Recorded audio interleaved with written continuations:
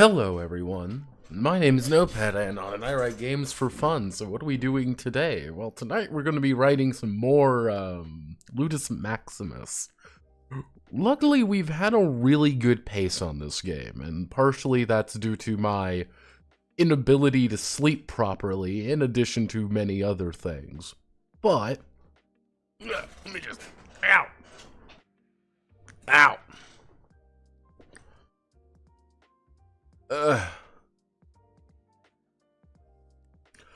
Did a little bit of work. Mostly I did all of this. This is all of the different traits that one can acquire. Most of them are pretty open-ended. Hey, you are this. Hey, you're this. Usually they are split off of, oh my. They're separated between something good and something bad. Some of them are better than others. One of the things is all of them do something. Sometimes they're not as impressive, but some of them are a little bit more egregious, one might even say. So you kind of see, again, we got our military, get all our different ones here. We got different crimes, and then we got the special. Ooh. And then we got the specials. Effectively, anyone who rolls a 19 ends up with a special on their gladiator chart. I could probably make it 20, but fuck it. And if you get a special... Oh, we got a hooray. Oh, Bratty Toaster Diaz. But a lot of the specials are something I think are pretty extensive. We even got a Gladiator Manly. Hopefully Gladiator Manly isn't gunned down in the street in the favelas. A lot of these are, give you something pretty extreme. Hey, you're an old race. Yeah, you're a dwarf or an elf, and you literally just have a shit ton more attributes. You are a hero. Your loyalty decreases constantly. It's a pain in the ass to keep these guys around, but everything is a +3. Or hey, you're a horrifying freaked mutant. You have super cancer. You actually have sorcery, and everything is awful with that because you pretty much burn health you spend health to deal damage to the enemy. And of course you can always roll 6, in which the gladiator thinks they're very special. They are special. They are not. They tried at least. Most of these are pretty simple stuff. Some of them do the exact same thing, like horrified and cravenly. This is fine. I'm okay with these doing the exact same thing, because it provides a different way that the character acts.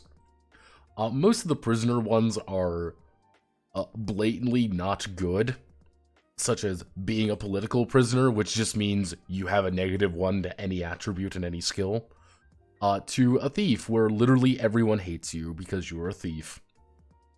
Or a debtor, where you have to add a shit ton more to their buyout cost, to making it even more difficult to actually leave. Yeah. Most of them are pretty simple, like, it's just just Gladiator Manly. They tried at least.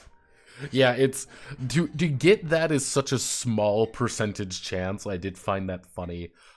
We've got our very basic one, Regamut Sicarium, a Seneca man. Ooh. Oh, fuck me, huh? But yeah, we've got our the Decadent band here, pretty simple. We got our three aspirants.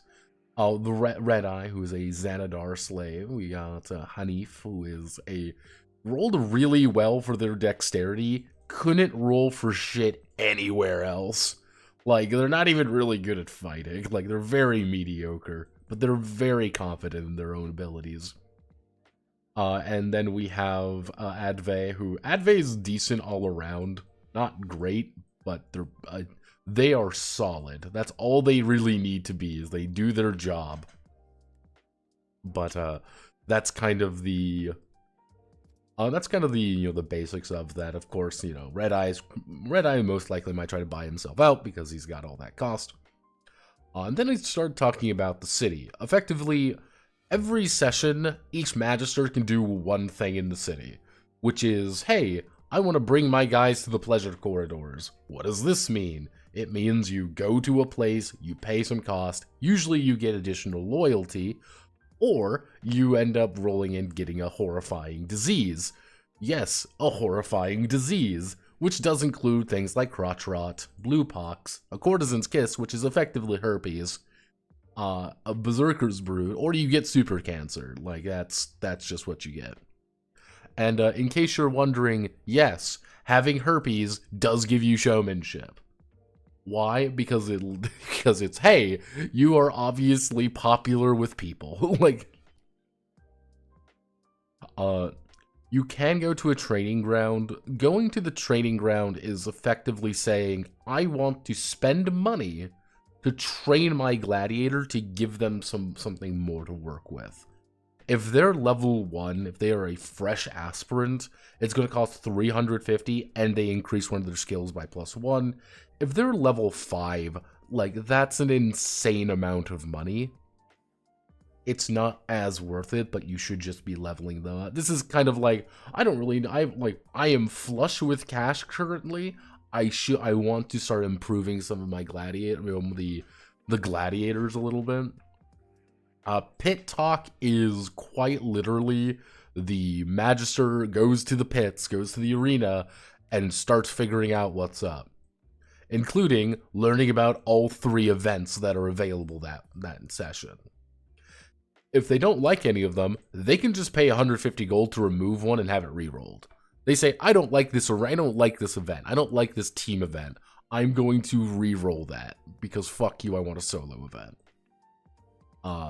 Then you can post your own event, and by posting your own event, you can say, I want to pick all the parameters, you pay 1,000 gold for it, and then but you have to put in the pot too.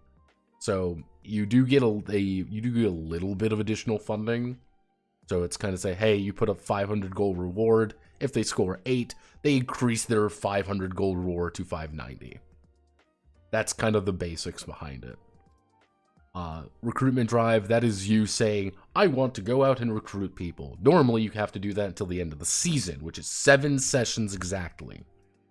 At the end of the season, congratulations, you recruit people for, not free, but you can recruit people freely.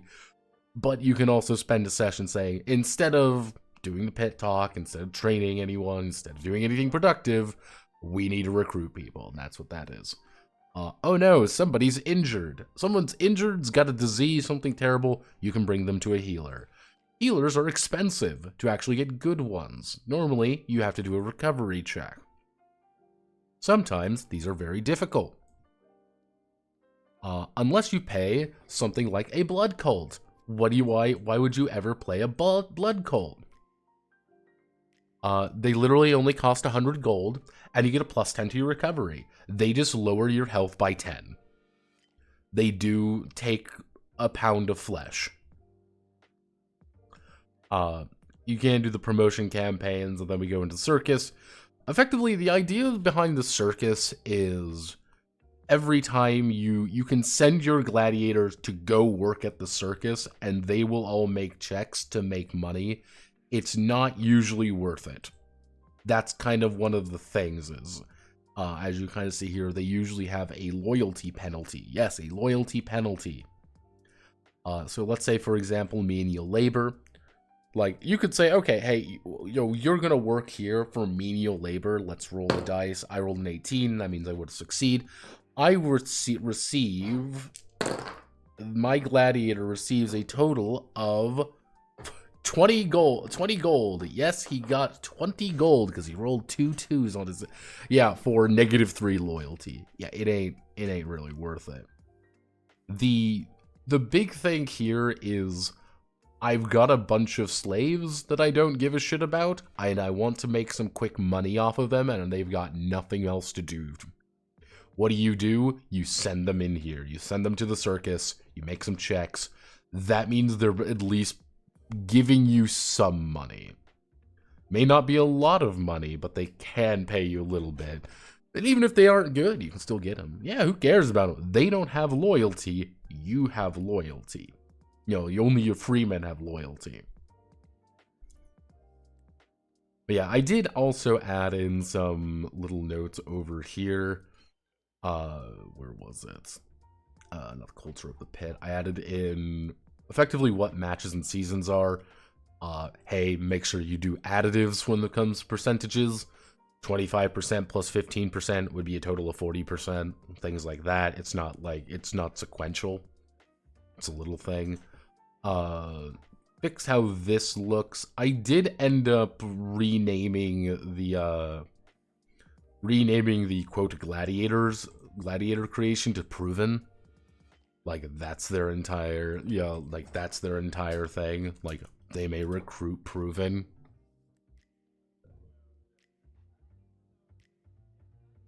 And pretty easy stuff to understand. Nothing else really changed in here.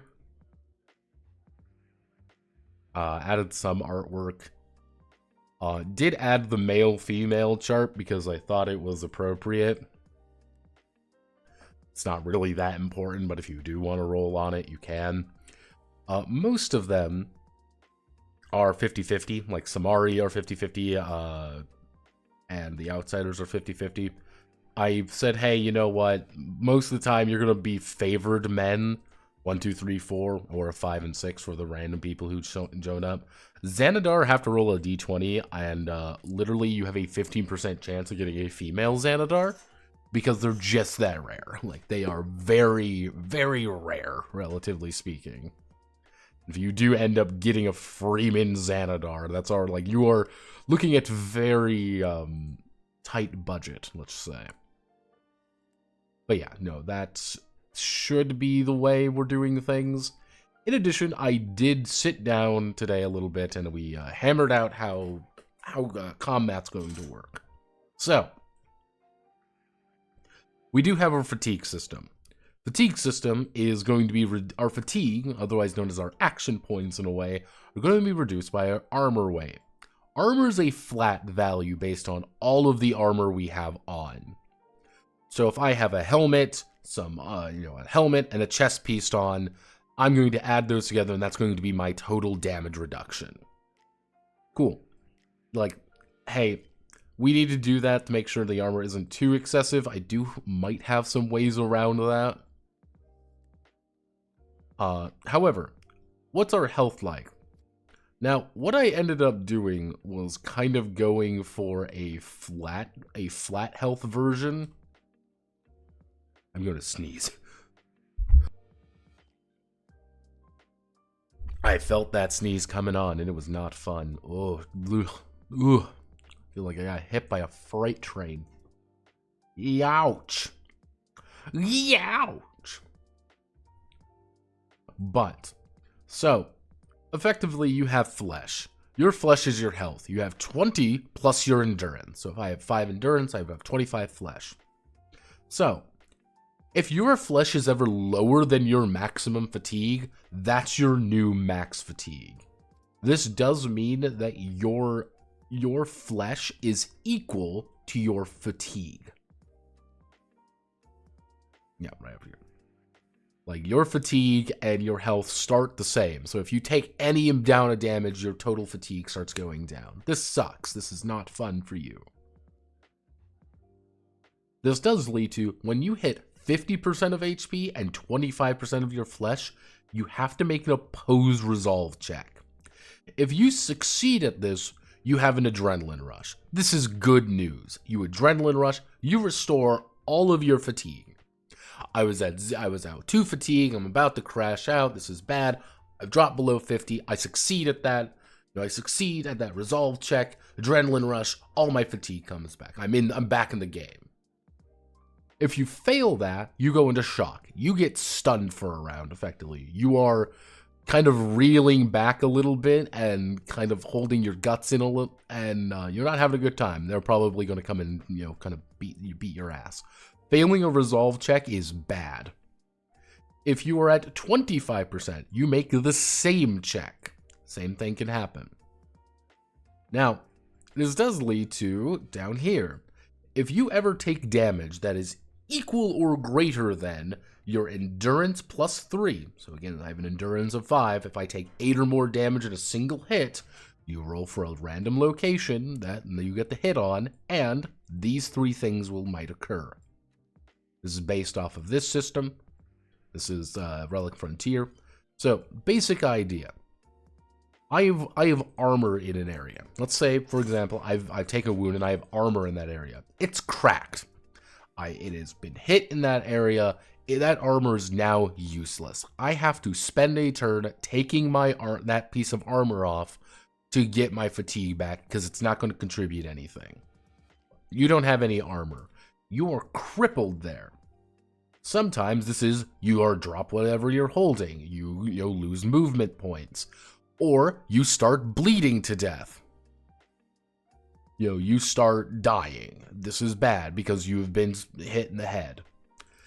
If you take a second wound, or third wound if you were wearing armor there, but if you take another wound in an already crippled limb, it's destroyed.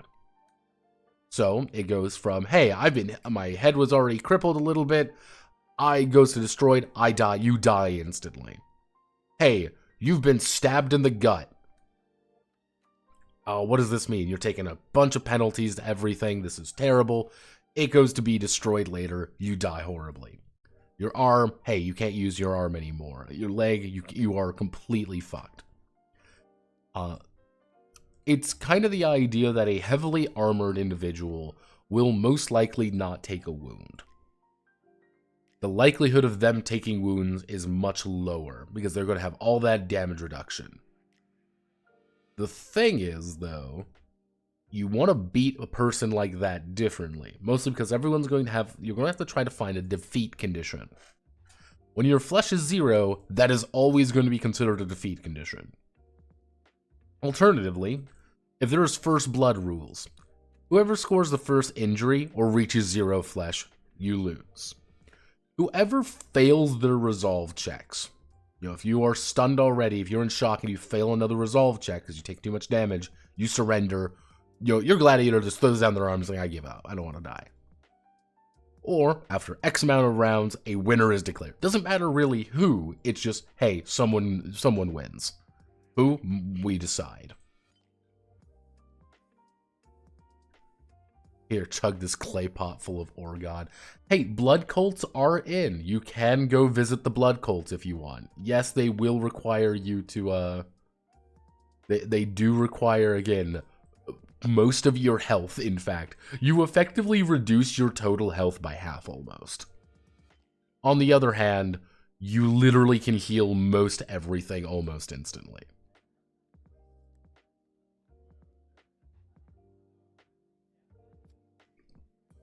Like, that's kind of the catch there. So, what I want to have happen is combat has a good beat to it. And we close in, we're fighting, we are resolving things very quickly. And a fight might be over in 4 rounds because you just scored 3 big wounds on a naked man and he is now on the ground dying. It's just done.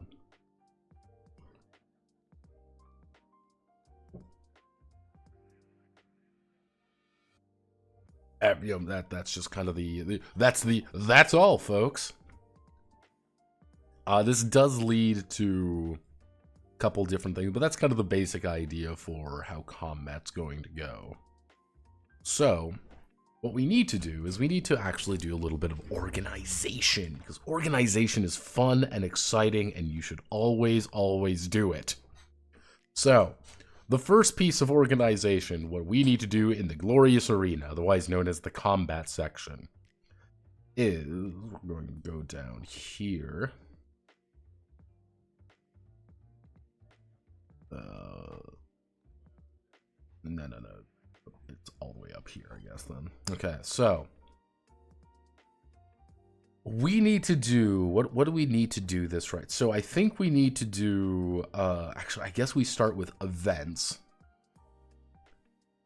Actually, no, we do match events. Effectively, here are the roll charts for determining what is going on this week, effectively, at the arena, what is going on, what events are being held. Nothing too exciting, but doesn't need to be too exciting. That's not the point. After we determine the events, we would then go into the arena. The arena. Then we go into combat and bloodshed. We go into how combat functions, which is going to be the initiative system, which actually it starts with initiative, then would go to... Actually, no, it would start with hype, initiative, actions, life and death. Actually, no, life, death, and defeat. Life, death, and defeat. And then we would do post-fight results. Post-fight results and payout.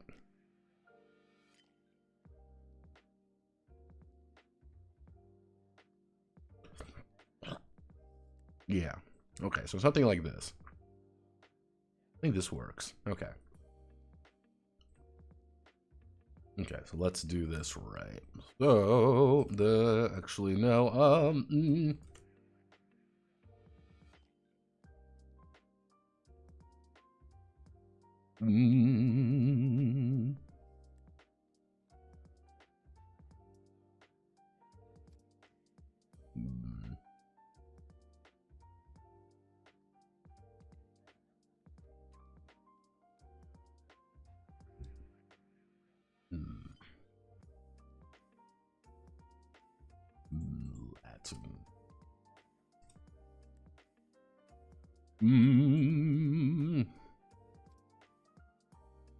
let me think. What would be a good in like the combat section?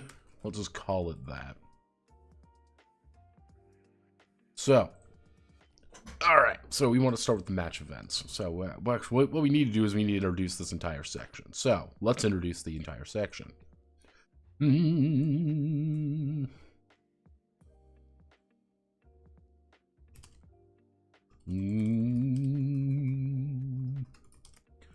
Let's see. The Magisters and their Ludus all work toward event days. Each when the arenas are filled with the hopeful. Let's see, the Magisters and Ludus all work toward the event days when the arenas are filled with the hopeful damned, and the ravenous masses who hunger for blood. The arena. Let's see.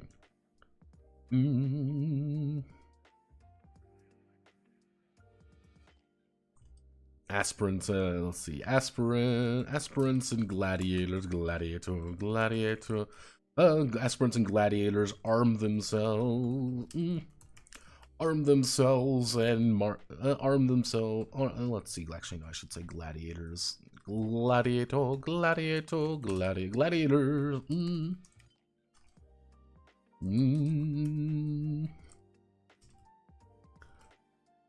Many of the Magisters Ludus will be participating in the pre-show. Let's see, a majority gladiators arm themselves with finest. Many of the Magisters loot and march to the field. No, we do period. And many of the Magisters Ludus will be participating in the pre-show.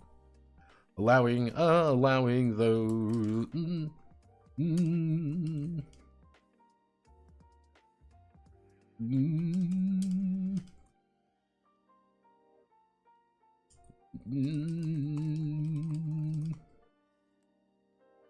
in controlled mock battles, or to promote their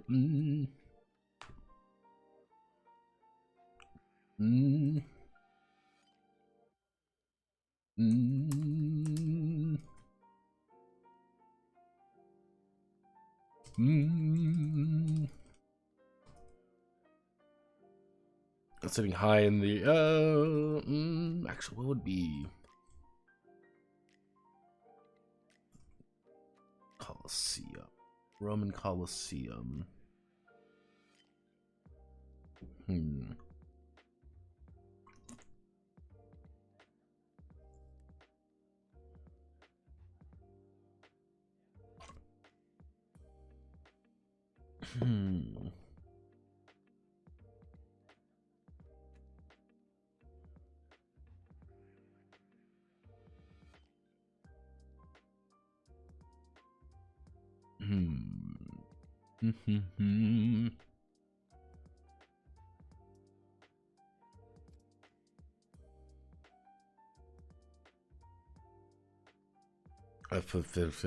Sees tiered arrangement, rigidity stratified, special boxes.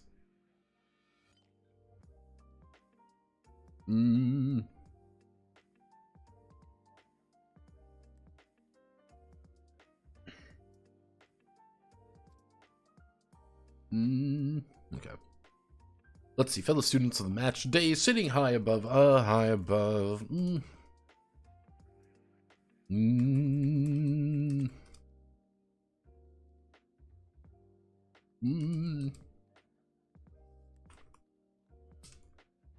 Let's see.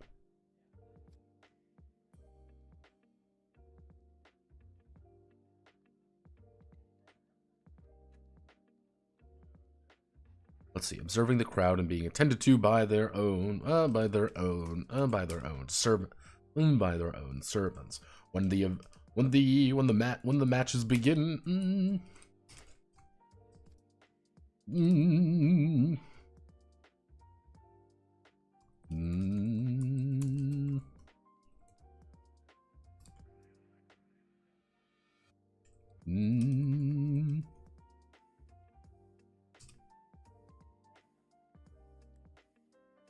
As many make war for their amusement.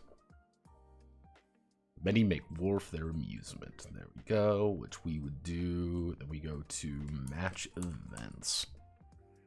Now, we're going to do we who are about to die match types. I want to know each of the match types.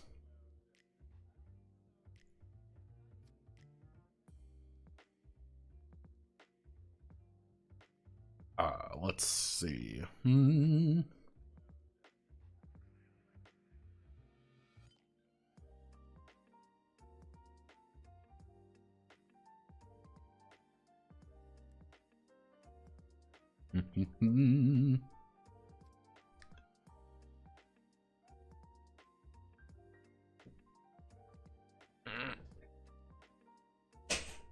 Ow. No, that's not it.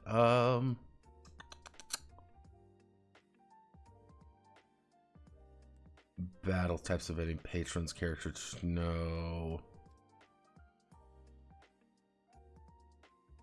No, that's not it. Damn it.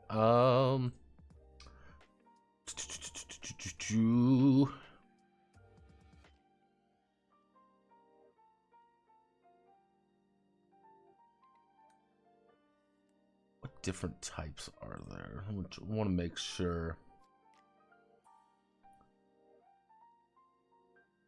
Let me see, because I want to make sure I'm getting on. So let's see. Many verse ones. Let's see, patron influence betting system character 1v1. Okay.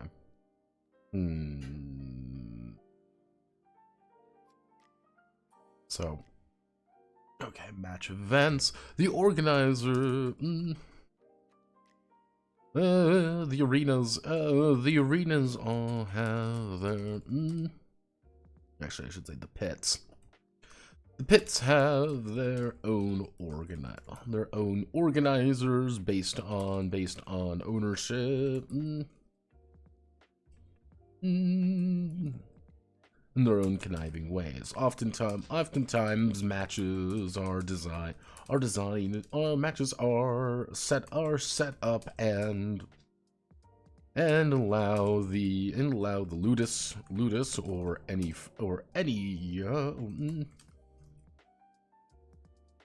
And for let's see, we're allowed to sign up on first come first served basis. Many of these matches are reserved for Ludus, due to their inherent formality. Formality of business. Each match events.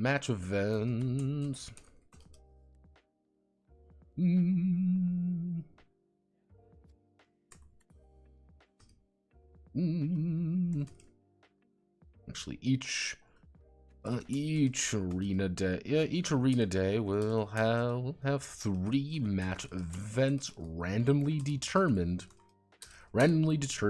by Khaldun.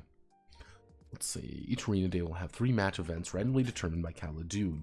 Visiting the pits early will reveal these match events and possibly influence which ones are available. If the Ludus are truly in a if Ludus are truly displeased, they may pay a total of 1,500 gold to re-roll, to have the organizers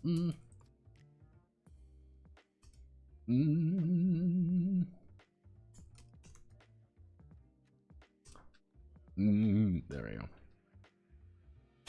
Hey, we hate all of these events. None of these are good, and we're gonna lose someone, probably. Being like, oh, I got 1,500 gold, please. Or just watch. Like, yeah, you can just watch if you want. Let's see. So, pay a total of... let's see, each match event is broken down into...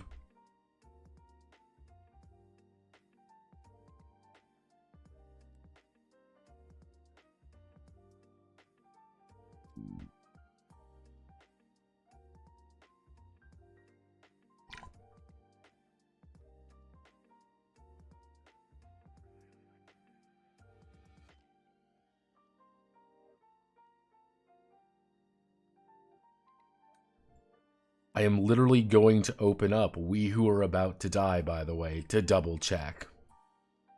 More accidents at 1 a.m., 3 hours of sleep. I'm gonna have to leave chat open and hit the hey, I'm fucking dead on my feet, Lamau. Yeah, no, get some sleep, man.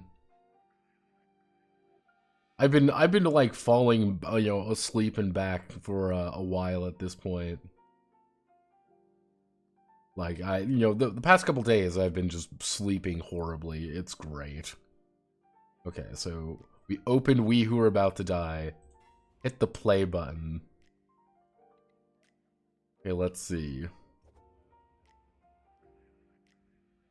I want to go to the battle menu. So, match type, 1v1, survival, many-veni, 1-1. Okay, let's think. Okay. So ultimately, you have gold reward. And so you have the gold reward. You have the fame reward. You have golden fame. Who's hosting? And then we have obviously the type of event. The type of event and features of the event. Alright, easy enough to understand. Alright. I can work with this. Why are you open? Go away. So, each let's see, each match event. Let's see.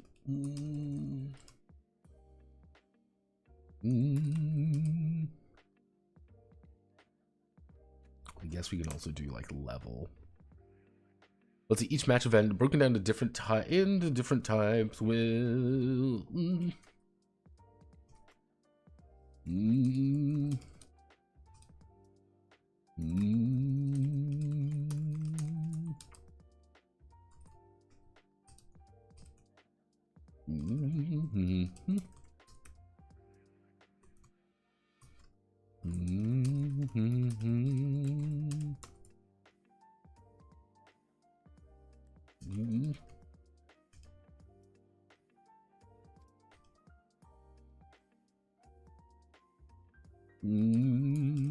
let's see, the glorious death, the gladiators march toward.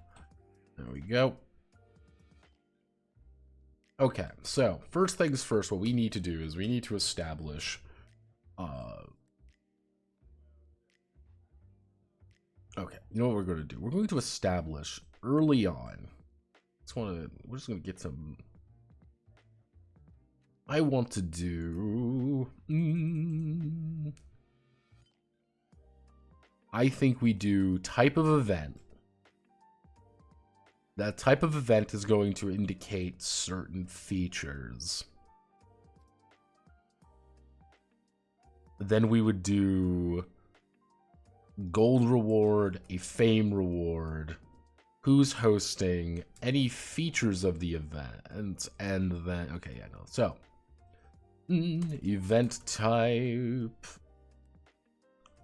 We have the event type, not below. We need to go to left. We're going to have a... We're just going to have a DX right now, because I don't know how many events we actually have. So, description...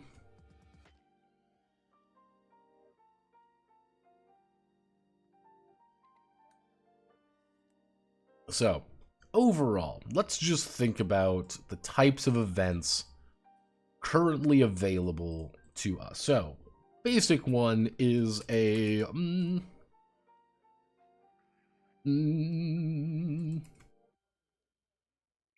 we have a duel, which is a 1v1.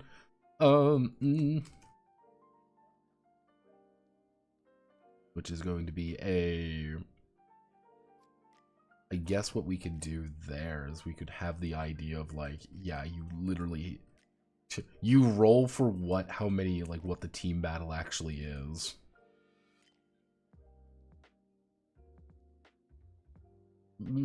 So you'd be rolling for the team battle.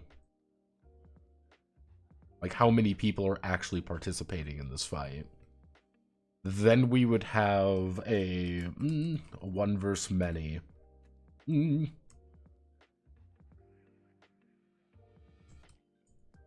A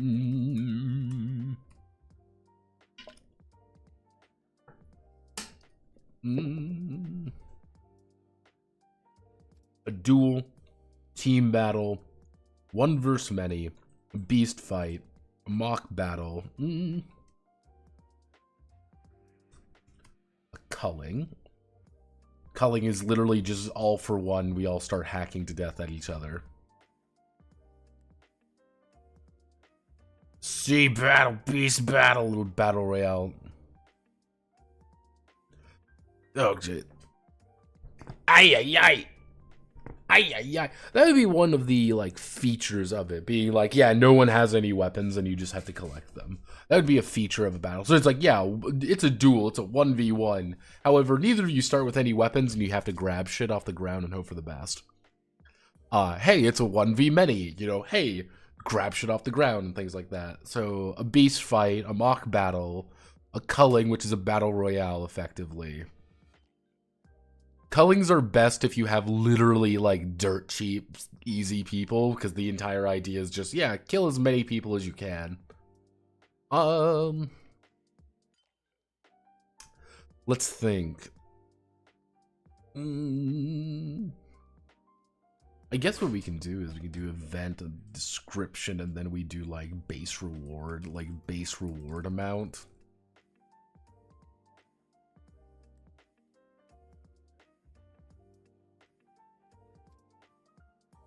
So let's think. We've got team battles. 1v1 beast fight. Let's see. Gladiator. Gladiator.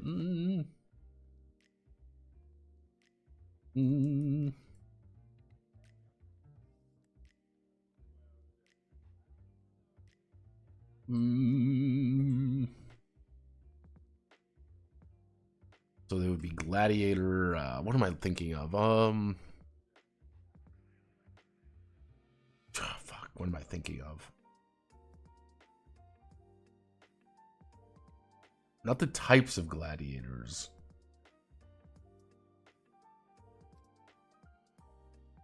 Let's see.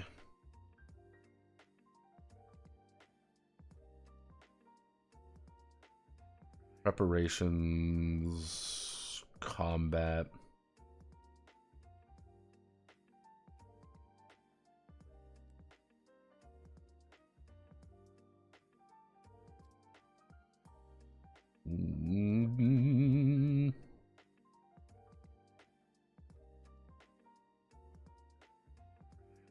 I guess that's what would be it. Like, that's just what.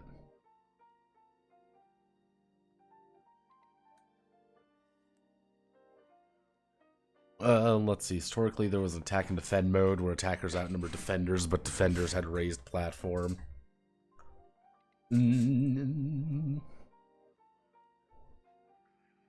Actually,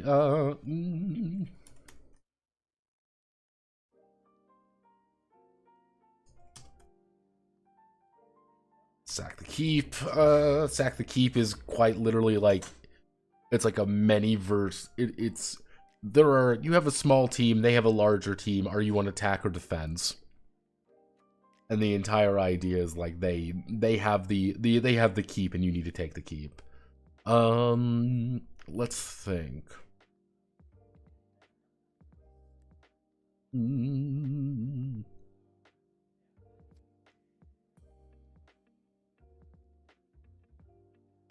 Actually, we can also do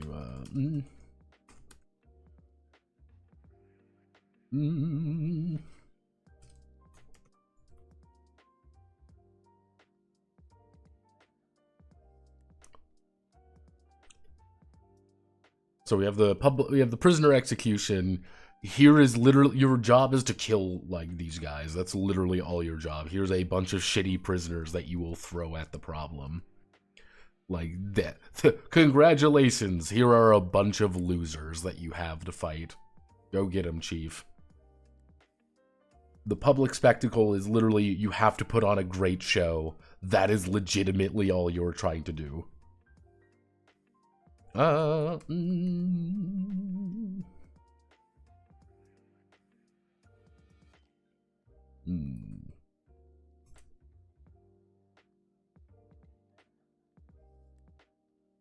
So, one versus many, so this would be one. Oopsie doopsie. We want to bring you up to 11. So, bringing this up, so this would be one verse, like 1d6 plus 1. Beast fight. 3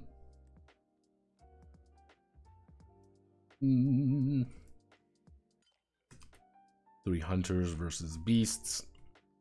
Mock battle, which is going to be a 7 versus 7. Culling, which is going to be 10 plus 1d6. Let's see, 10 plus 1d6. Free for all. Back to keep. 5 versus 10. 5 versus 10. Capture and hold.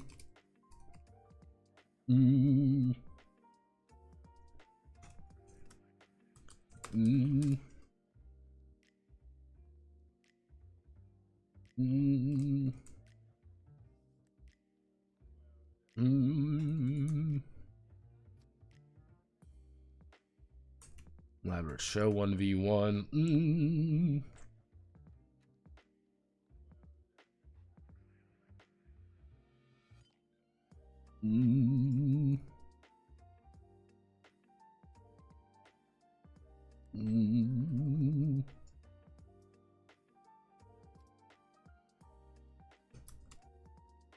Actually, no, we do, no, Death Wish.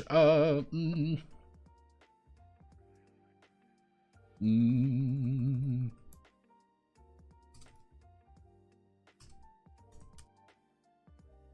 1v1s until someone backs out. Let's think. I mean, I think that's a good amount of fights. So we think about it. So we have a duel, which is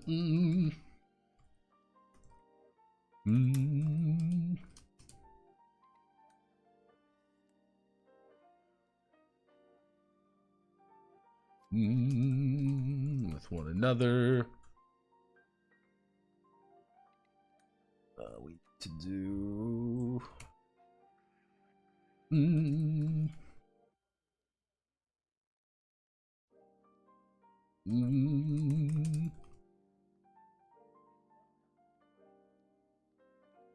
Let's see. One team of gladiators versus another. So we want to do.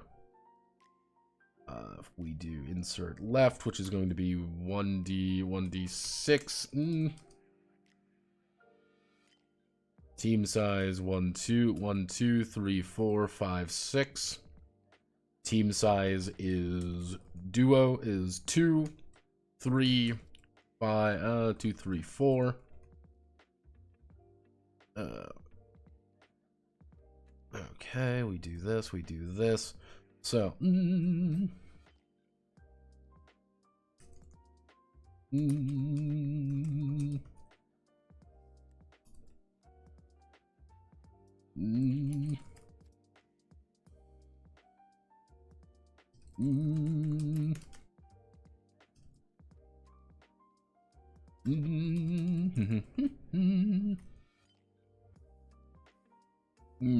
gladiator hunters fight off.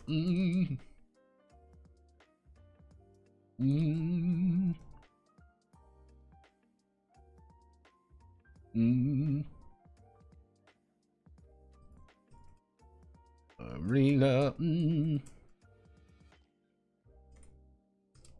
Two teams of 7 gladiators.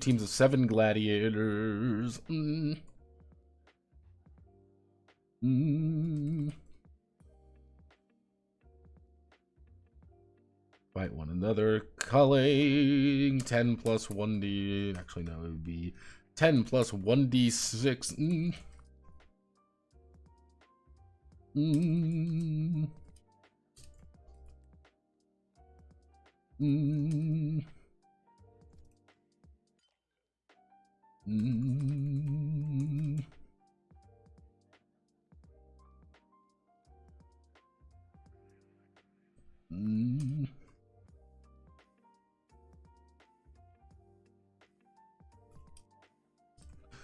Sack it. Prisoner execution. 3 executioners.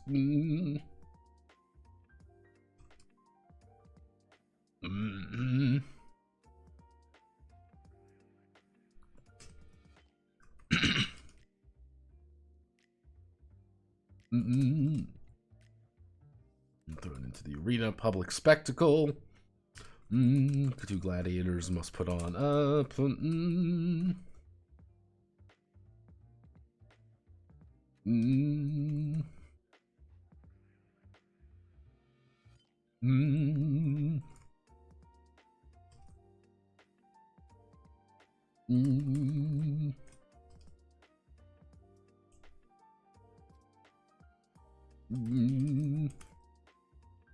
One gladiator has a death wish.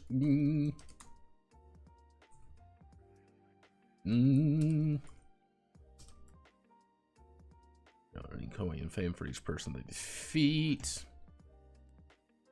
So base reward is going to be Actually, we're going to do level times 2.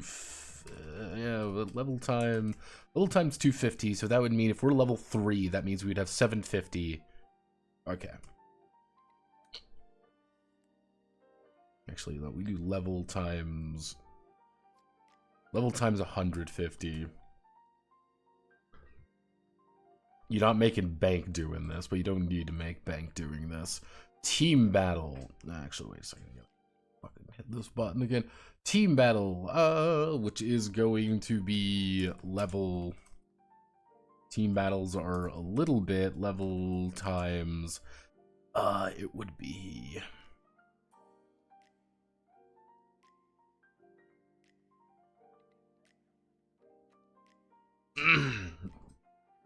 Let's see. It would be.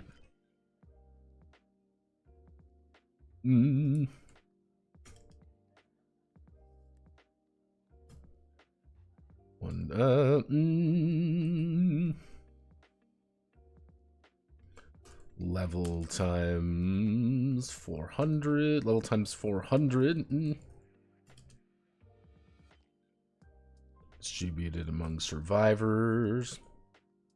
Kind of the idea, like, yeah, you want to join the 1d6. You can do that, but if there's 5 people survive, that means, hey, the level 2 thing, it's like, oh, cool. We have 800 split 5 ways, and then I take my cut. You're not going to barely earn anything.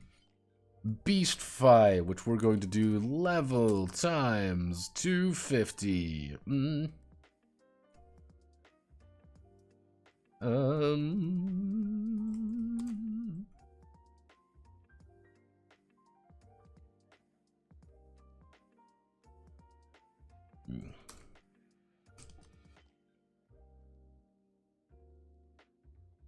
Let's see. Level times 500. Sack the key.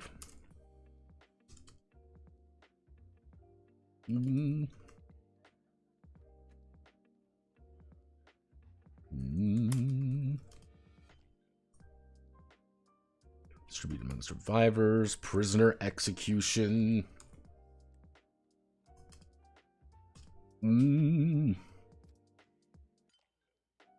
Public spectacle, which is going to be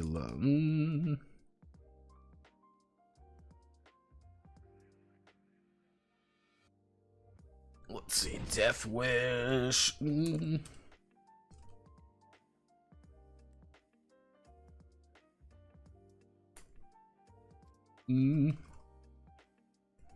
we go. So if we want to make this let's make this a D20 chart. We're thinking this is a D20 chart. We want duels to be fairly common. Team battles should feel fairly common. 1 versus alls. 12, 14, 12, 13, 14, 15, 16, 17, 18, 19. Death wishes should be...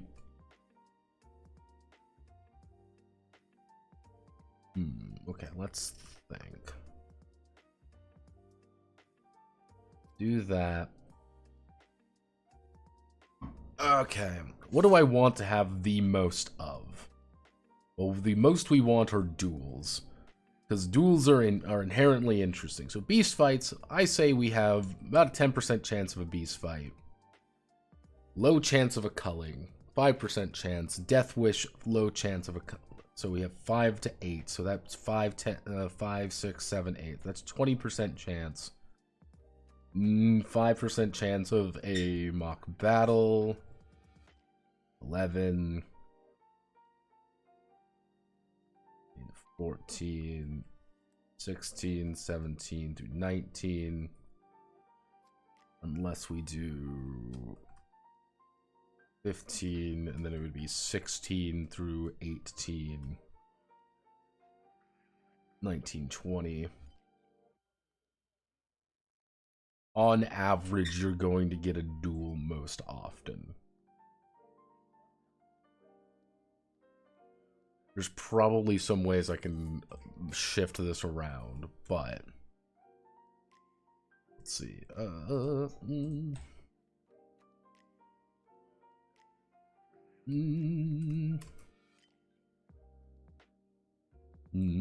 Let's see, the event type.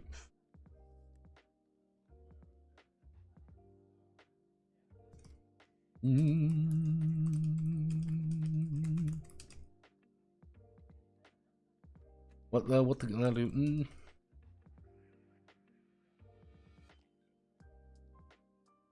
Mm.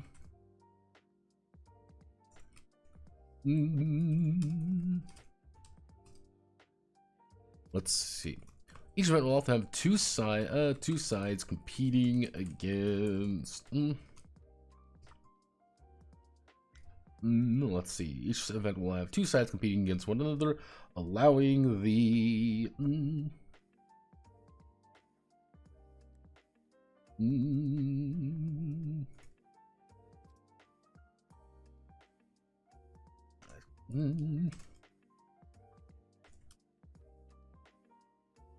Let's see. Let's see. Allowing the magisters to sign up for.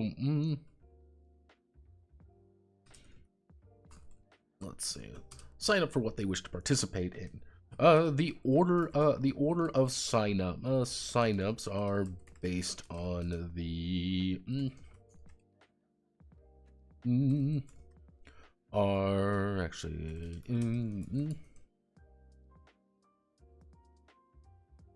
let's see. Actually, so the order of sign. Let's see. Each event will have two sides competing against each other. Each event will have two sides competing against one another, allowing the match to sign for what they want.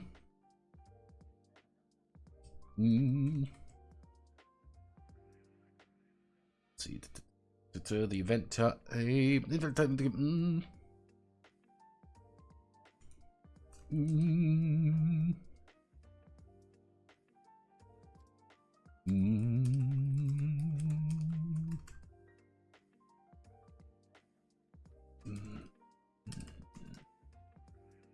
Distributed. Let's see. It indicates the amount of gold that will be distributed to the victor. The victor of the event.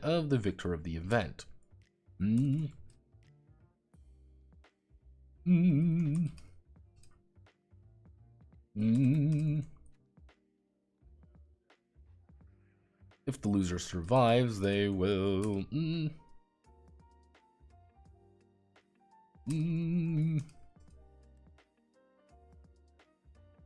Let's see. They will earn the base amount in pity money. The base amount. Actually, they will earn. If the losers survive, they will earn base amount times 2 in pity money for their performance. Effectively. So, to give you an idea, hey, I have a guy, he somehow, he lives, he does well in a public, let's say he gets in a duel and he loses the duel. He would still receive 75 gold. The other guy might receive 500 gold, but you will get something. That's kind of the, that's a little bit of the counterplay there, and pity money for their performance.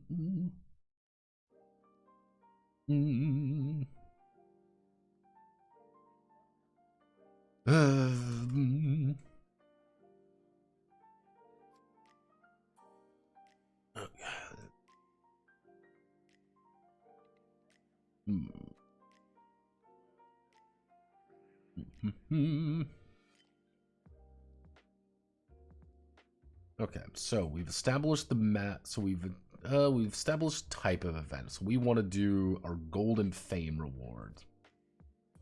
So if we want to do, guess we would have to do our level.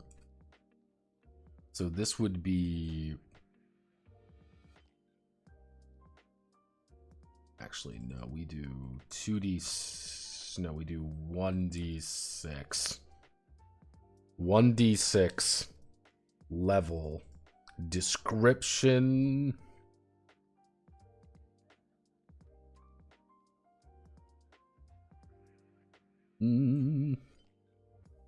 So this would be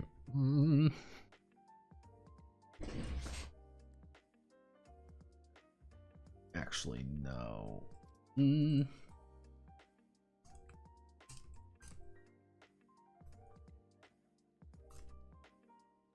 So actually, no, we would do this.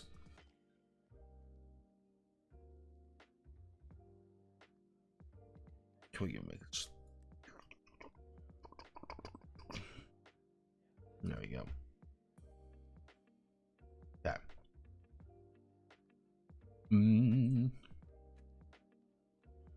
So level 1, 2, 4, 5, 6.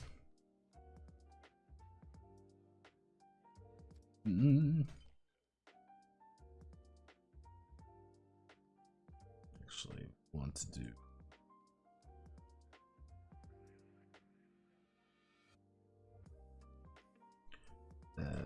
We want to do 1 to 2, 3 to 4, 5 to 6, 7, 8, 9, 10, 12, 13, 14, 15, 15, 16 plus. Not 141. There we go.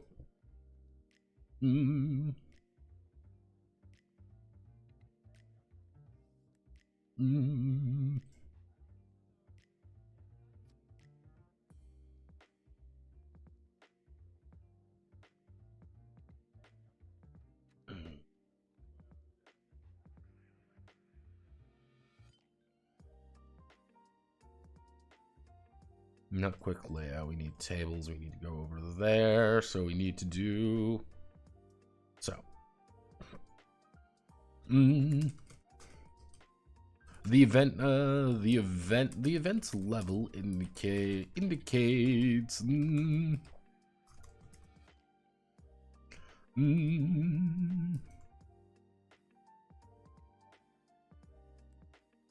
Let's see.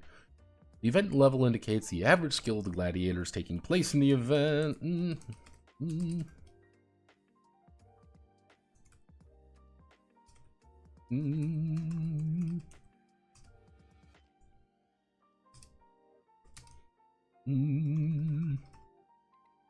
Let's see. During any many verse 1, whenever actually let's see, the level of the event.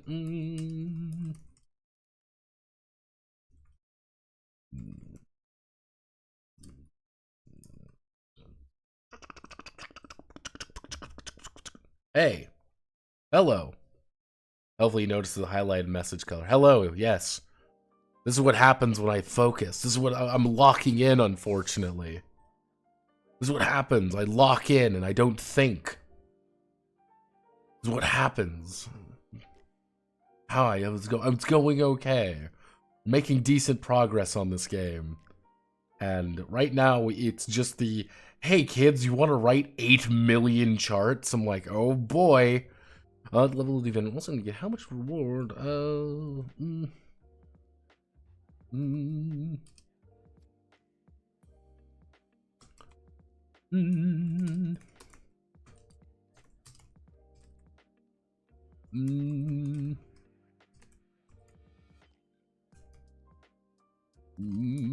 Let's see. The event level will gradually increase as the season marches on.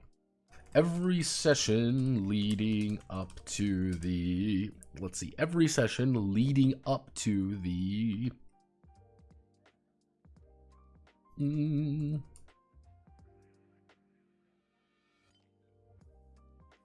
So you can admit...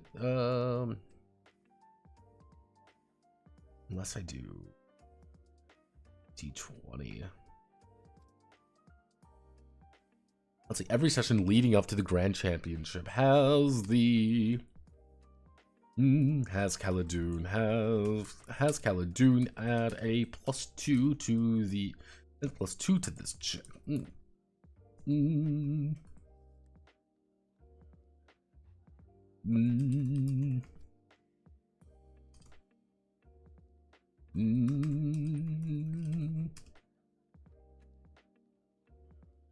Let's see, determination of the gladiators seeking their glory. Yep, so it's effectively, the concept here is that you are going to be gradually increasing. I'm gonna get a few people on board. I love filling out tables, fuck. We're on the Warforger partner program, so that's fun. Oy vey. Yeah. Partner programs and things like that. Get ready for fun. Hopefully, if anything, you can look at, I think Stoat still has everything. I'll get an email from him then. Yeah, the Stoat list is pretty decent. Let's see. Minimum rank is what? Minimum rank is 1. And maximum rank is 2. 2, 3, and then we would go to 3, 5, 4, 6, 5, 5, 7, 6, 7, 8, 9, 10, 6, 7, 6, 8, 7, 7, 9, 8, 9, 9, 10, 10, 10. What does this mean? It means that the low ranks, your first few rolls are going to be pretty simple little events that you're probably not going to have super strong people with. Let's see.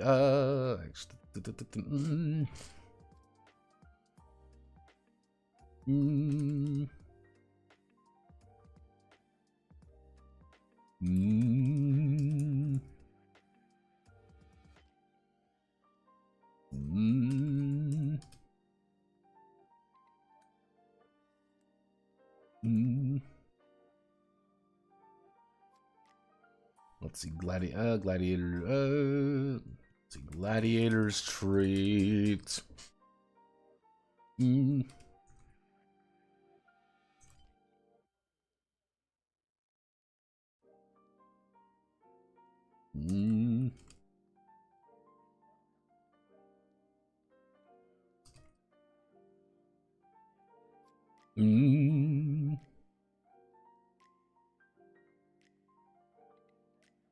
Where is it?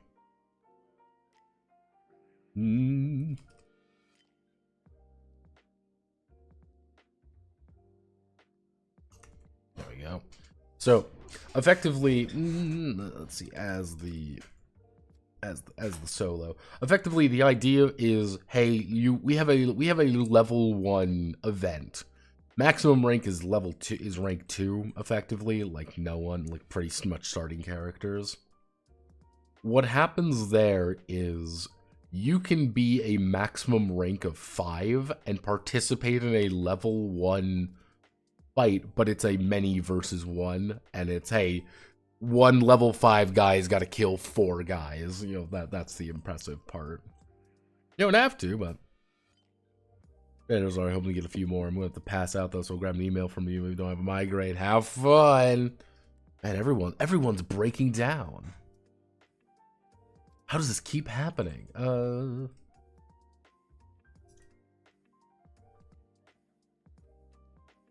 going to tell you right now, this game is going to be a wonderful world of fucking terminology as well.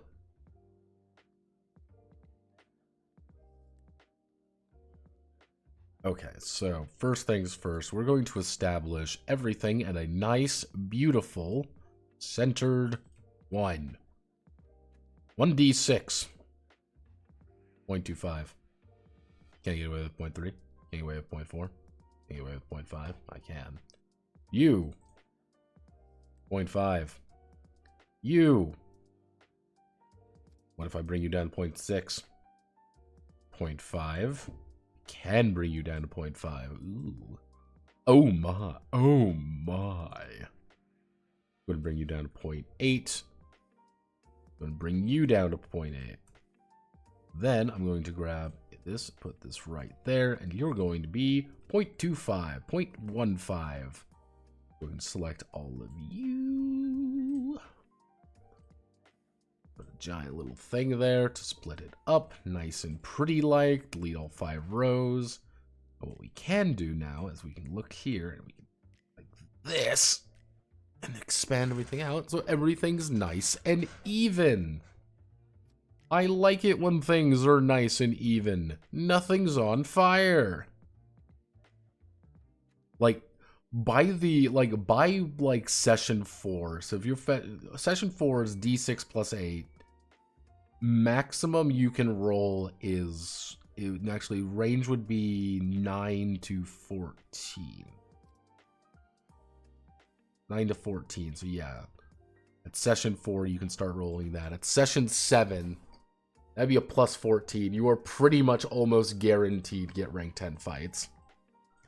Let's see, I guess we do like at +1. If we add +1, it would be actually yeah, +1, so at 7 it would be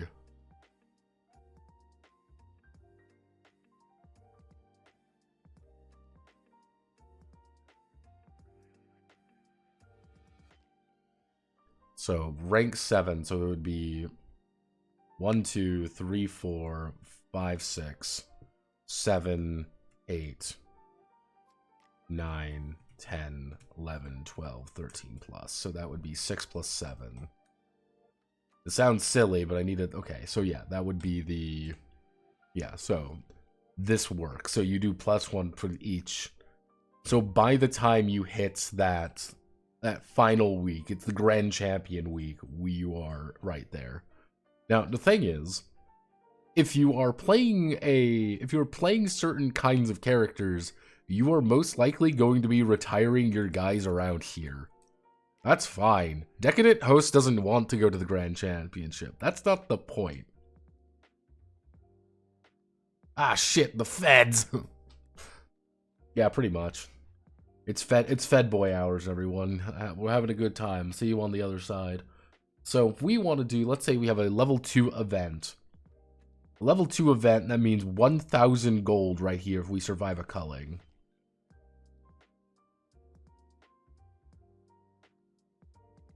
That means we get, here we got a duel. That means it would be 300 for a duel. Okay.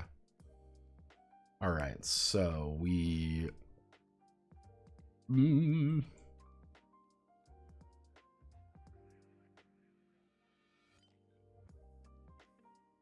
Do we even need hosting? Fame reward can be a post thing. Gold reward, we already have gold reward, so we'd be the hosting. Yeah, I guess we should have the host, right? So if we're having the host, it would be...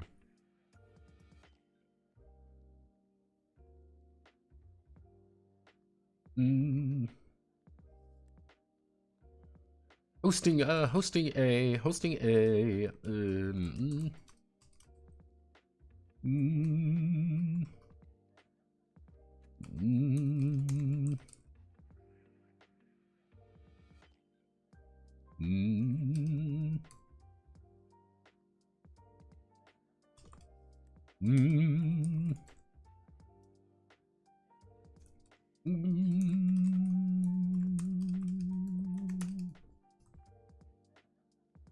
Many powerful figures. Let's see. Each event match is hosted by one of each event is hosted by one of the many powerful figures inside of Rama Istan.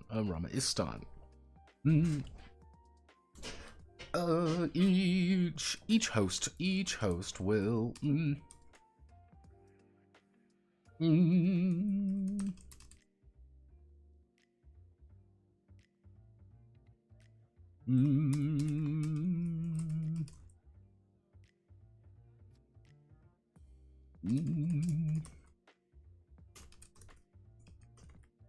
Let's see, indicating their personal influence over the bet as well as their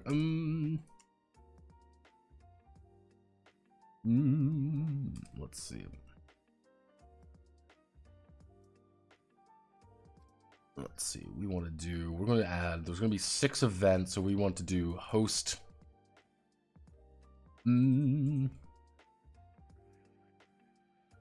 Actually, we don't need to do this. We get rid of these 2 things. We do this. So, we want to do, we're going to drop you. First things first. Decadent host. Decadent host.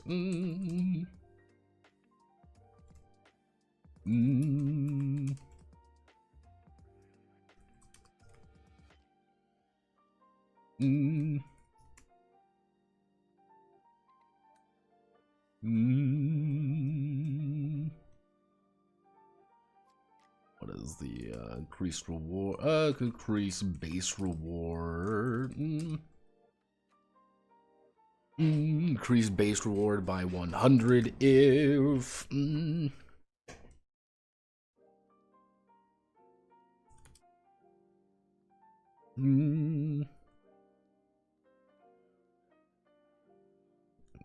Base reward by 250 if entertainment is about 50. The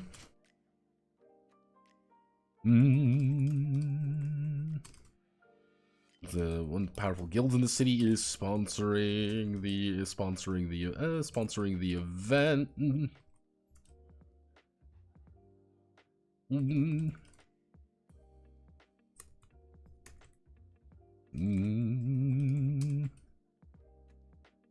Increase base reward by plus 100. Yeah, literally no one is excited for one of the guild sponsoring things because no one likes the guild. A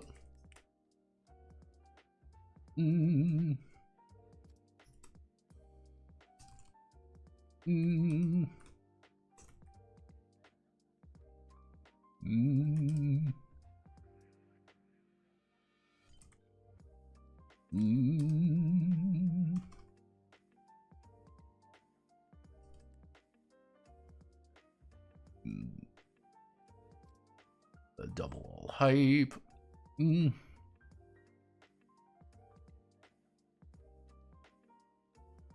Devastating rage attack once. Alternatively, just get no bullets to the safety crown. Fire blanks, disorient, and stun. They get multiple shots. Are you gonna be streaming for a while? We're still streaming for a bit. We are making our way through the combat section. I'm going to see how far I can get. So let's see. We are the Decadent Host, the Guild, Aristocratic Family. What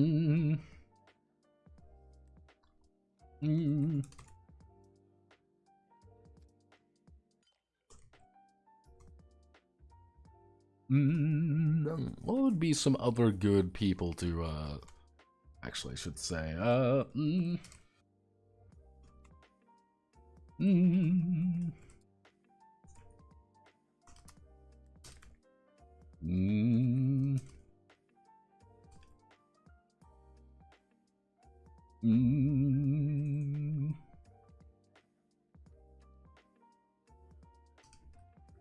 let's see, sponsored by the arena organizers themselves. There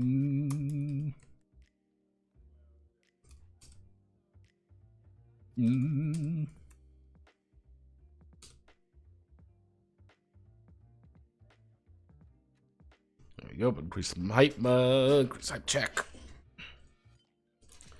The idea of the hype check is like at the start of a match, both sides effectively roll a d6. It's either add the average of your showmanship or you add your own showmanship. And you roll that, and hey, that's the starting amount of hype that the crowd has. Hey, people are excited, people want to see. If you do things that make you out to be a dick, no one's going to want to watch.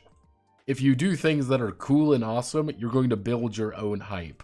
The more hype you get, great.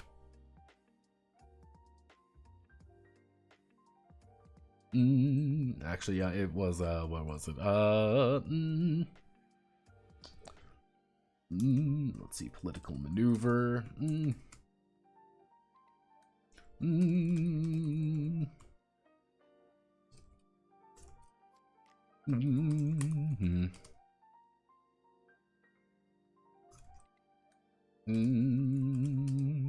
Actually, no. We want to do.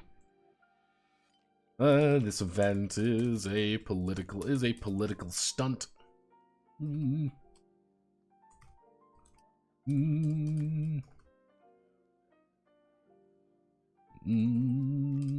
Circle of 7. I wanted the Council of 7.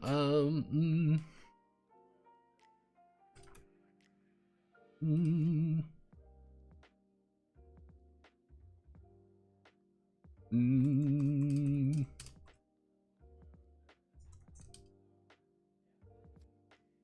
Negative 50% fame. Legitimately, no one likes dealing with this because everyone knows. Mm. Mm.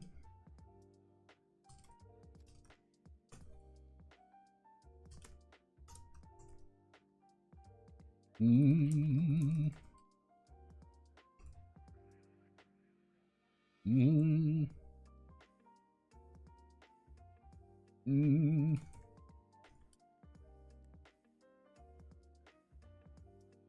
Mm.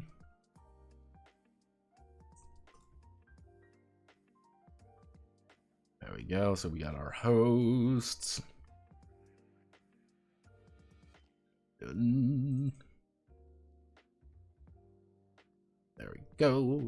Let's do math. We do all this. So we've established the host. Since we've established, now we go to the features. Mm. Okay, so what we're going to do is we're going to go all the way back up here, mostly because I can grab this. We're going to go all the way back down. I'm going to just, I know for a fact, so we need to do, nope. Mm. Mm. 1, 2, 3. Actually, 1, 2.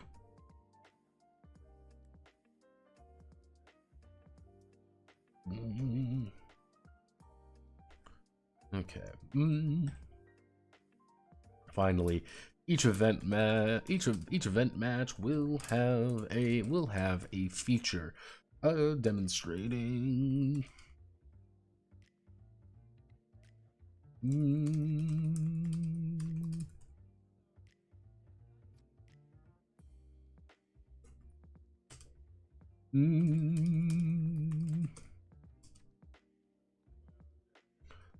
Best serve the public interest. Let's see. So we want good event. Let's see.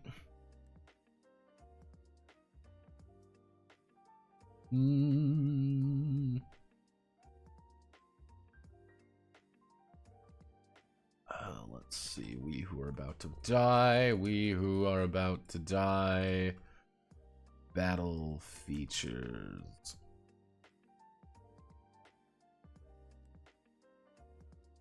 I want to know because the wiki is very, very bad. Battle traits.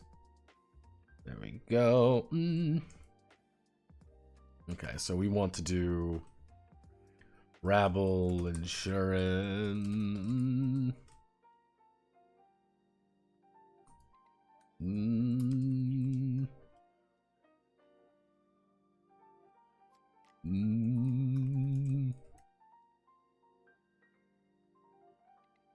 So basic ones that we're just going to throw in there. So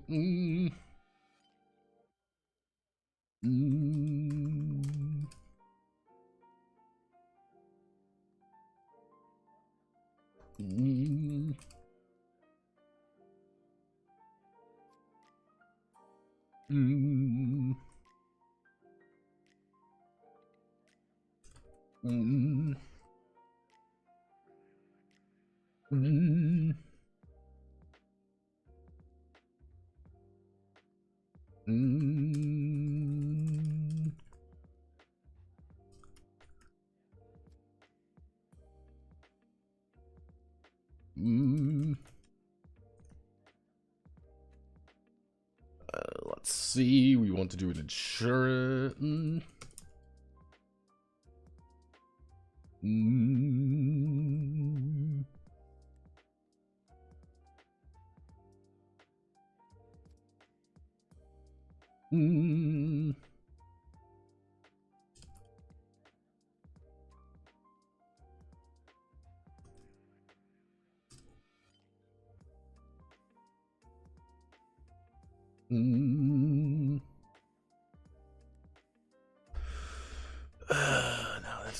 sense.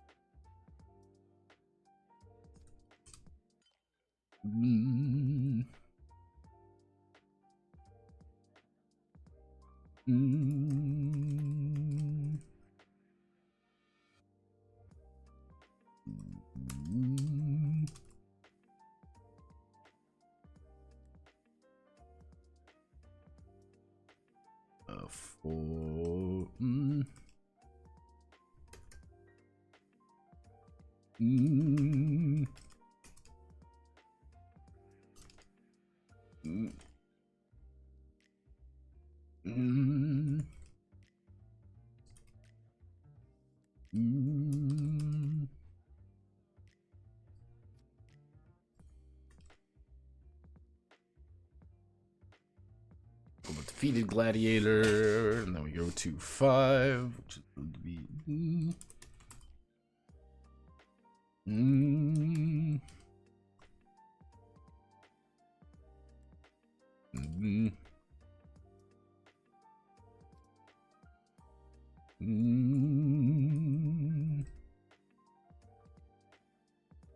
enter.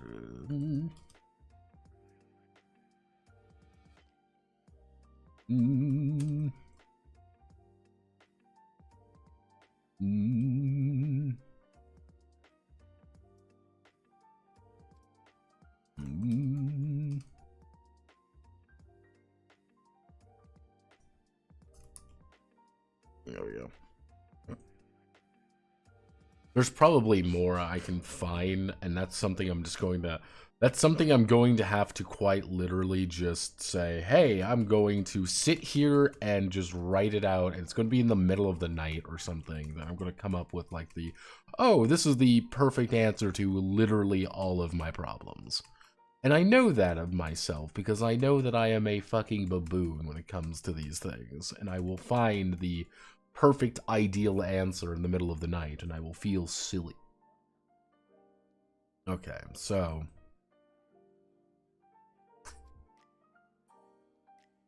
very basic. Okay, I just want to make this as basic as possible. So, okay, maybe not the best. Okay, so we have a team battle set up, and that team battle is a 4v4.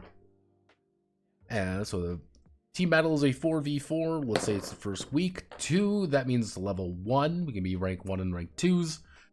Who's hosting this arena fight? It is the aristocratic family, so we double all our hype. And I'm just going to roll a d6 here. I said I'm going to roll a d6 here. And we have an impatient crowd. Okay. Okay, that's kind of all right. There we go.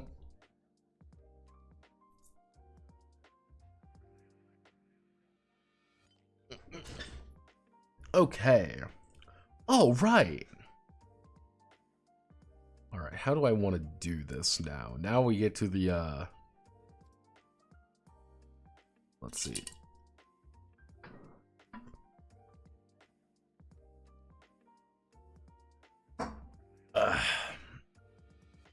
Okay. Let's find...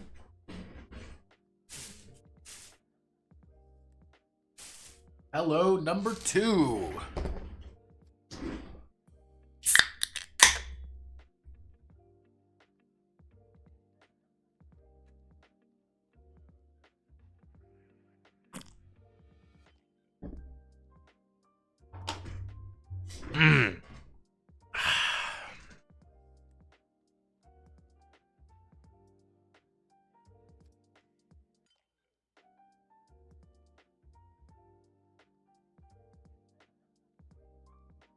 Oh, Jesus. Okay, so we need to go to 5. We need to go to... Oh, Jesus. Yeah, oh, no. Okay, so we are understanding how events are made. Then we're going to be doing the arena.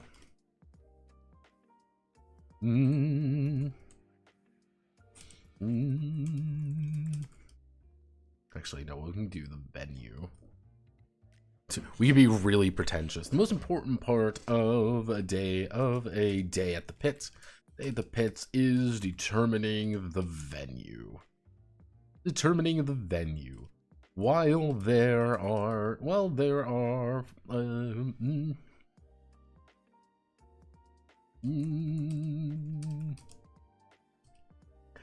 many more are little more than actual pits in the ground. Pits in the ground dedicated to blood sports. Dedicated to blood sports. When the venue determines many things about determines many facets of the battle.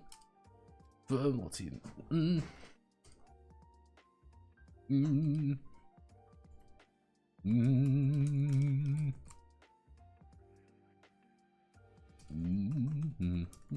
To maneuver in.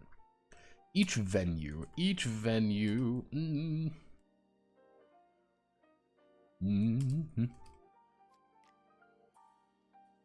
is built with let's see, each venue is built with a hex grid.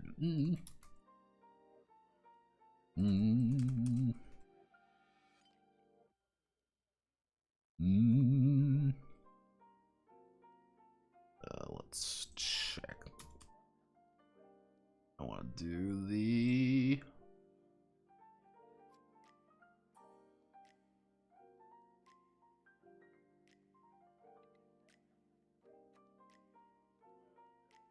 I mean, I guess we don't really need to worry about it. I mean, well...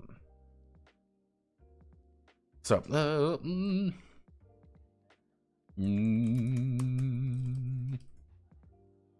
let's see, allowing the fix 6 different directions. This place...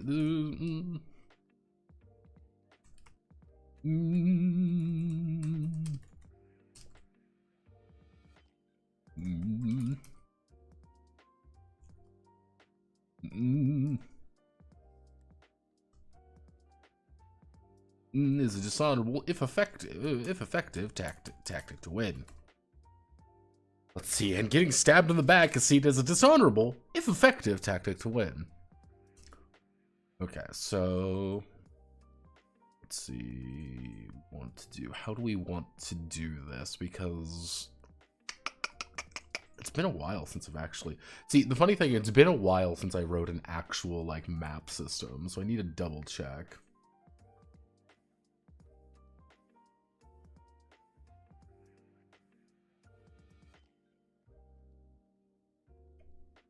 How do I want to do this? When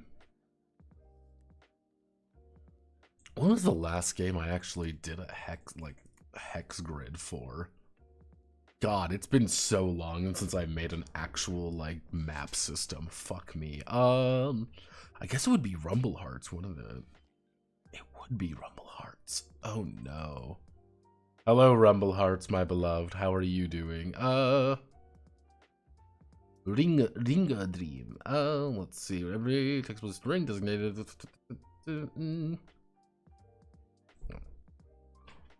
Effective tactic. If effective tactic to win each hex.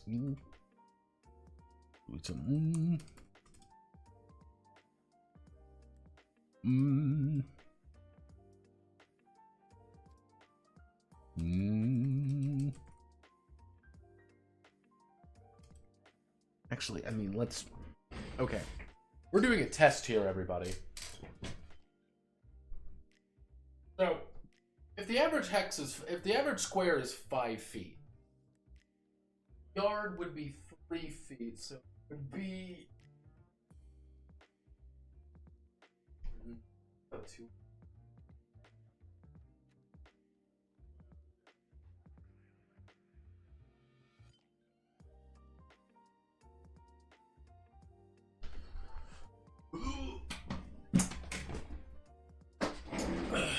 Okay. Each hex is represented as roughly 1 yard. Represented as roughly 1 yard.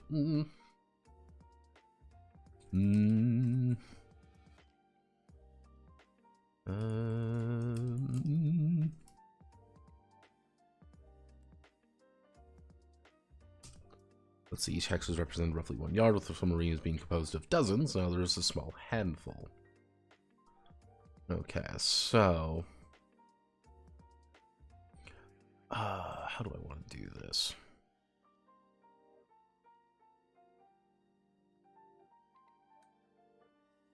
How do I want to do this? How do I want to do this? I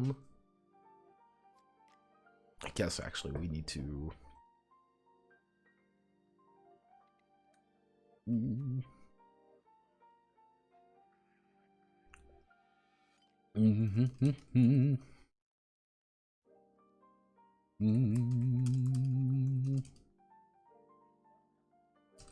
Let's see. Make your movement action each. They're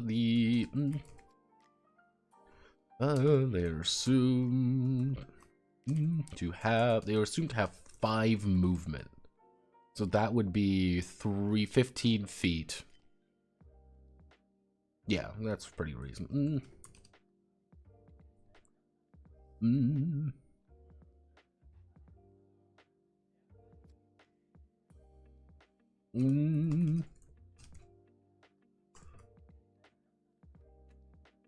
Let's see, 5 movement points that allow them to traverse the arena with.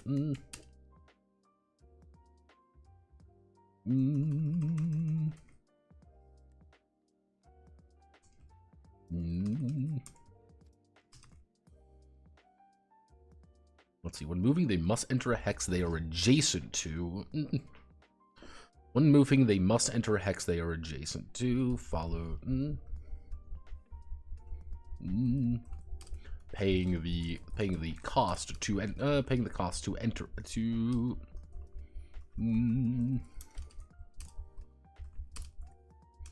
Leave their current hex. If the different.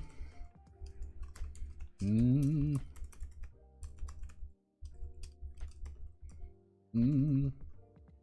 different venues may have different conditions. Most will be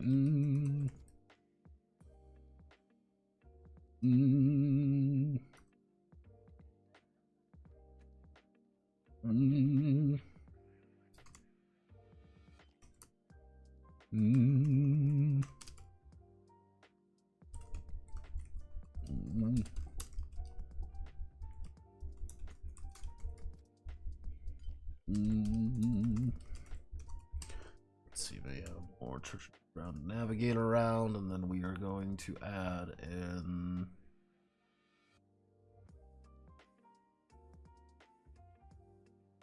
if you want to know why I'm doing like always using the other tables, it's to make sure that they look the same, they look consistent. That's always one of the biggest problems when it comes to tables sometimes, especially when I start doing things like this and adjusting sizes. I just want to make sure that it maintains the way it's supposed to look. So we want to do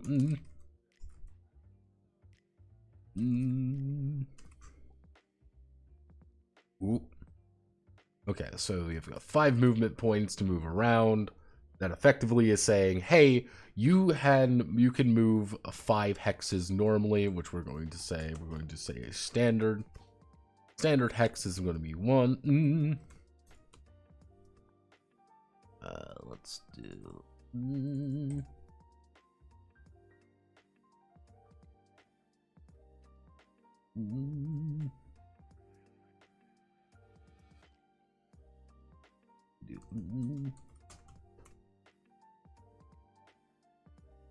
MP.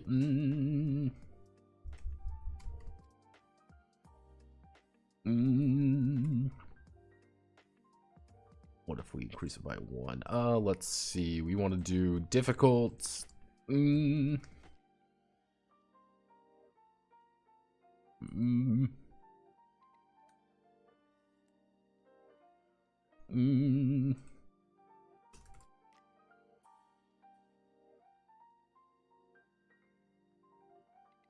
actually, why don't we do standard? Wait, what am I doing? No.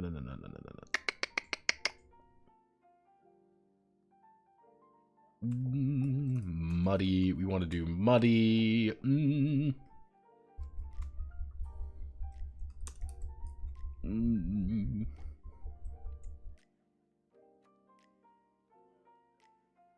So, standard, it's muddy, it's rocky, it's paved, so you get to double your movement speed on something that's paved. And guess what's the Grand Arena? It's paved. It's all paved. It's all real nice.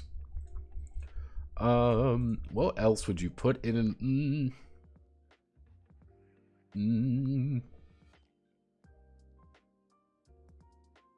That also means, so we would do standard muddy, rocky, paved. What else would you put in an arena?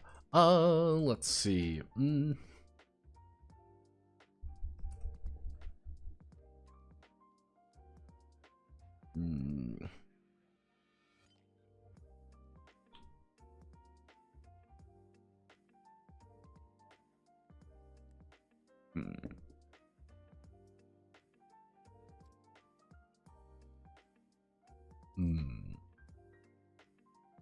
What do we one last one? Because of the difficulty of moving in an arena, it's standard. It's easy. It's sand. It's dirt. It's, you know, we can even do like sand, dirt. Like this is easy. This is default. It's muddy terrain. Like it's just sticky. It's awful. Moving around is a pain in the ass. It's rocky. It's very uneven. It's very difficult to move around.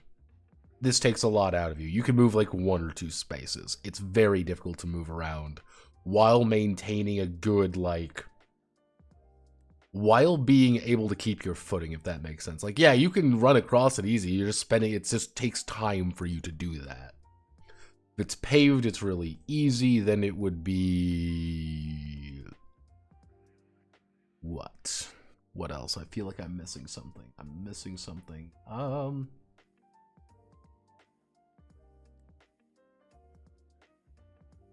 I guess we could do like... No. You know what? No. We do this, we expand you down there, and what if we hit with 1-2? Hit you with the old 1-2, as one might say. There we go. Hit you with the 1-2, we do that, making a movement around, consider less formal.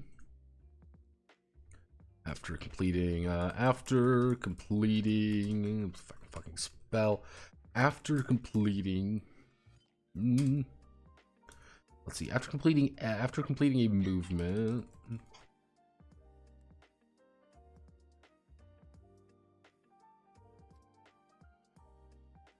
let's see. After completing the gladiator may reorient.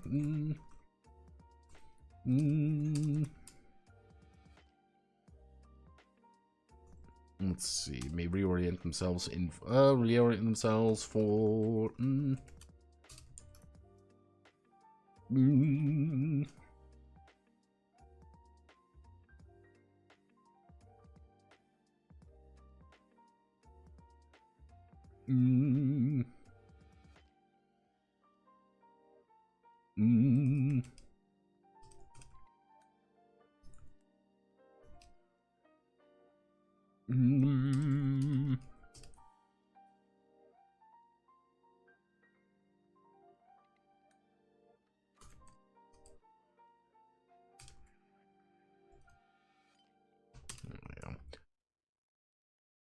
It's not great, but it's a simple fix. It's effectively, that last line is there for, I'm making a stab at you. It's like, okay, I've moved forward, I'm going to do this. What I want to avoid, somewhat happened to Metal Savior a lot actually, is saying, oh, well, I'm just going to backstab you, and then they do like the weird fucking roll around like it's goddamn Dark Souls. This is you saying, no, I'm going to follow you, because no shit I would do that. Like, you are not retarded. Okay, so All right, so that means we go to... We've got the venue. Actually, I guess we should,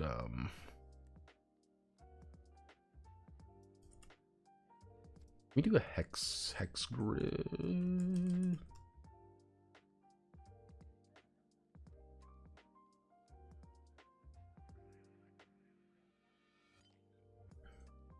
I'm gonna do that later. I know what I want to do, and I know how to do it, because it's like,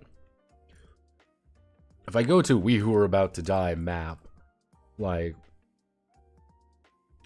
actually I wouldn't say map, but like arena. Let's do, if I do like the arena here, like they're not too complicated. Like you get some that are like, oh, it's just a square, it's just a rectangle.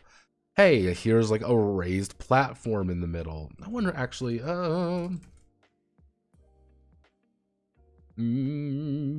Battle Brothers. All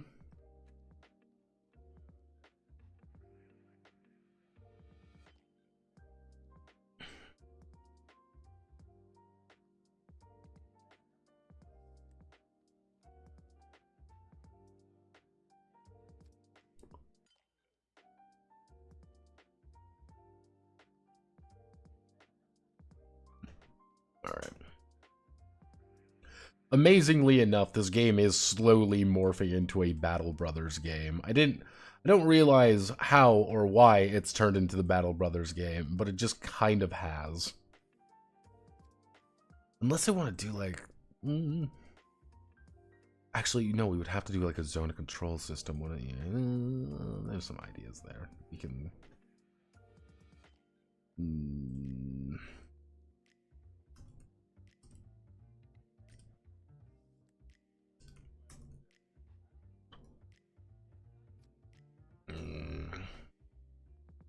Okay, so combat and bloodshed. Bloodshed. Okay,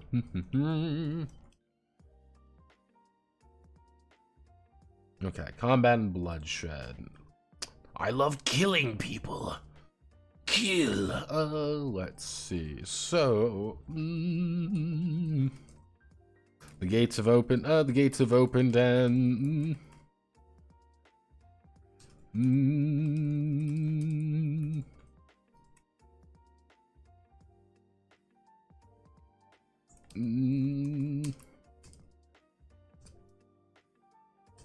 the far side of the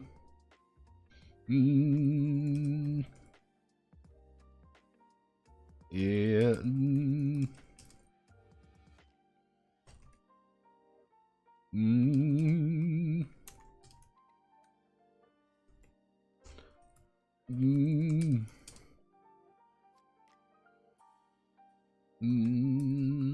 Like glory to the first to die and glory to the first to die. We're going to put that there. Come when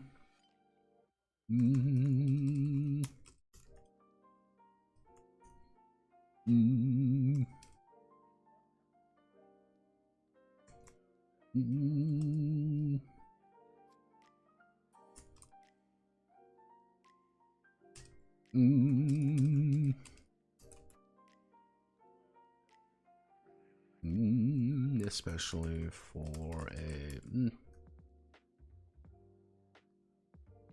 a sack event.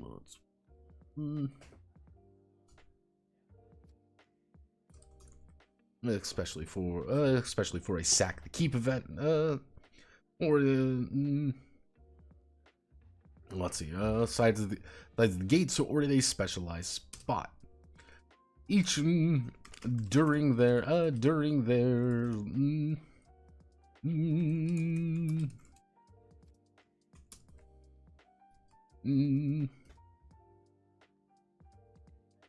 hungers for the thrill of battle. This is where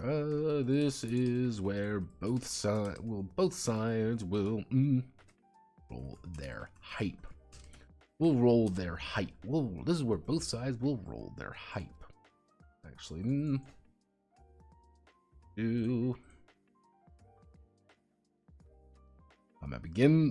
combat begins. So first things first. We're going to get that. Hey, everyone's moving in. You deploy normally, and then heading 3, which is going to be hype. Hype.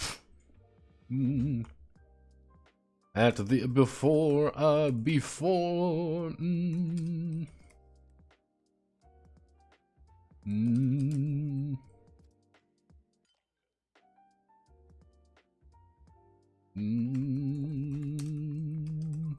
Both gladiators bloody their weapons. They will.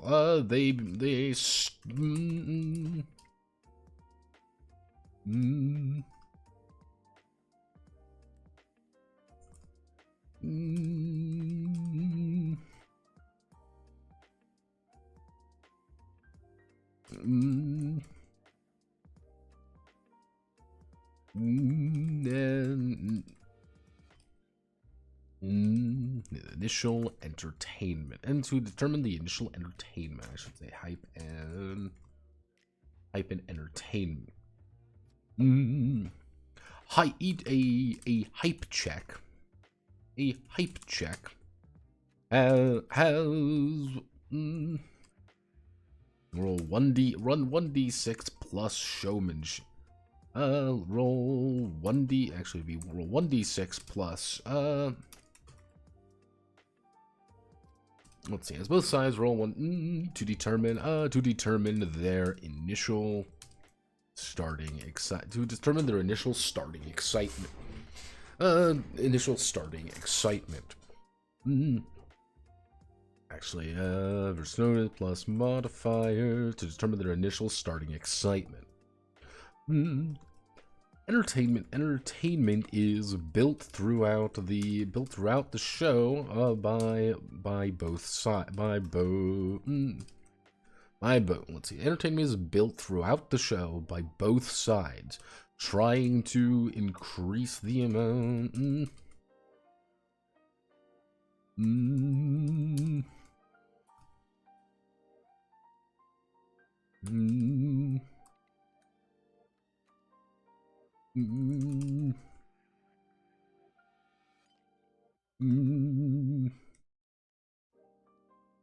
Being a proper gladiator, being a proper gladiator in the defeating enemies, and proper gladiator in the field.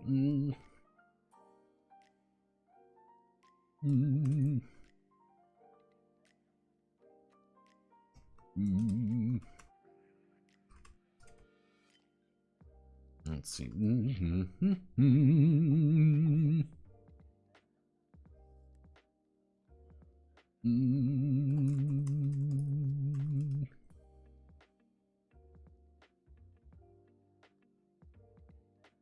Let's see. Defeating enemies and being a proper gladiator in the field. If the gladiator wishes to skip the hype, do not roll and do not actually no, you can't skip the hype. Hype is the entire point. Can't skip the hype. That's the reason why we're doing things. You're getting hyped up, like everyone's getting excited. You aren't going to have a ton of excitement at the start. Generally speaking, 1d6, and let's say you have 3 showmanship, you're going to have 4 to 9 entertainment. Like, that's going to be that. However, if the enemy also has that, let's say, you and the enemy both have 5 to 9 entertainment, what it is, technically, you have 8 to 18 entertainment. And it's just, you're building it up together. And during a fight, you may literally have a moment where it's kind of the understanding that, oh, hey, wordlessly, we don't want to fight anymore. We're not fighting necessarily. We're landing near misses and all those cool little blows. We are deliberately trying to showboat before any of us land a decisive hit. On the other hand, if someone's pulling their punches, stab them in the gut. What are they going to do about it? Oopsie doopsie. Oh, you thought I was playing around. No, I come to win. And by winning, I am now chopped your guts open. Lol lamau, loser. So yeah, that's kind of the idea. It's kind of taken from Rumble Hearts, unironically, because Rumble Hearts had a similar right here, kind of the similar premise.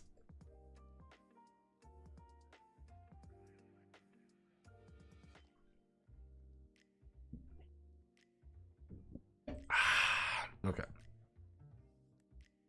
Yeah, what you need to do. You know what? I'm gonna say. We need to keep that.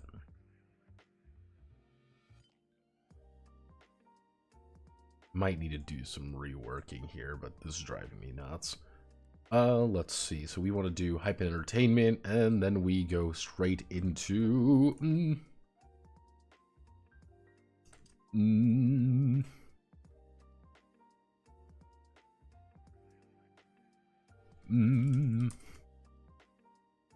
after the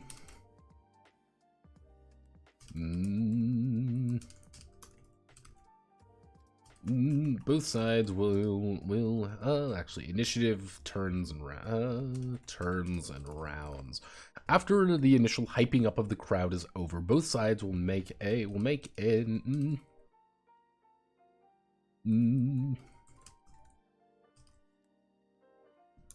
there's some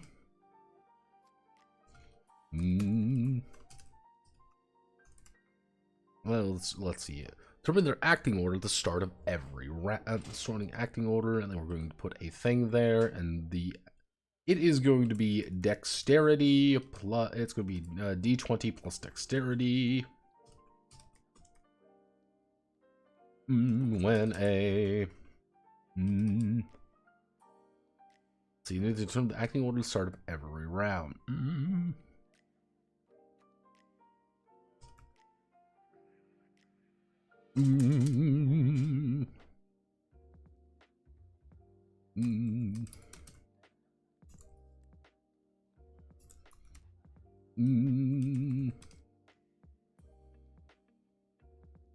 As their turn, as their individual turn. When all gladiators have acted, they will. The round comes to an end. Each round is roughly 5 seconds. Let's see. No. The round comes to an end. Timings and effects trigger at the end of the round. Timings and effects trigger at the end of the round. Thus, one does not feel.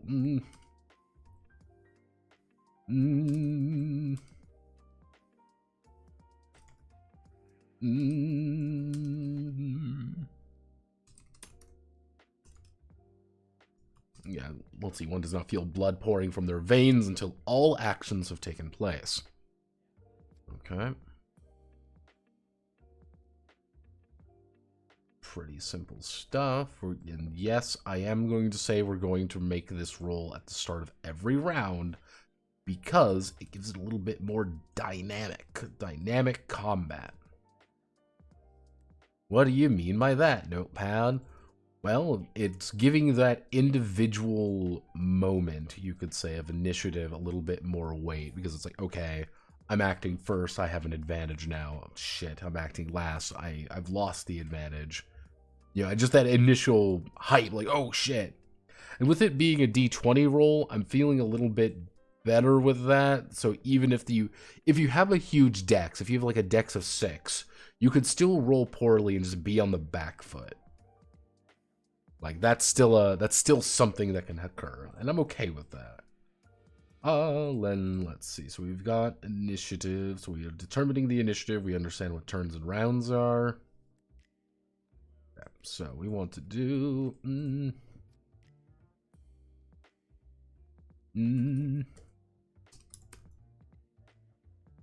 actions and fatigue. A gladiator,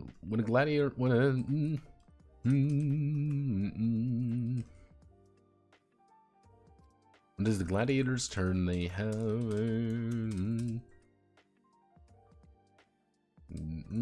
number of options. Number of actions. Number of actions before them. They may choose to perform.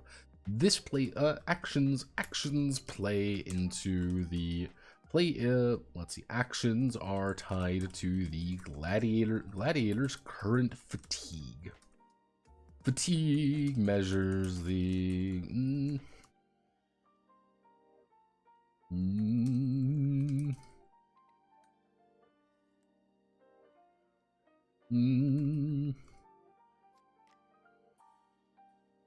let's see, ability. Let's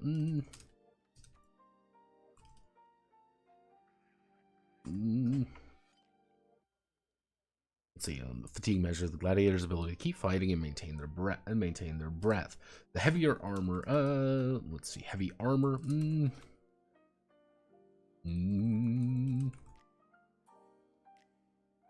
Heavy armor, debilitating wounds.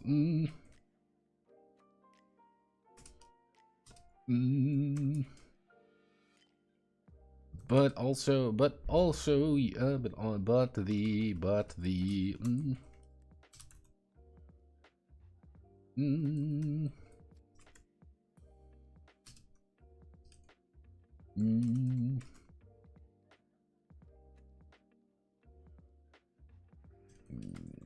as well. Every action listed has a, let's see, every action listed has a fatigue cost equal to the amount, let's see, every action listed has a fatigue cost, forcing the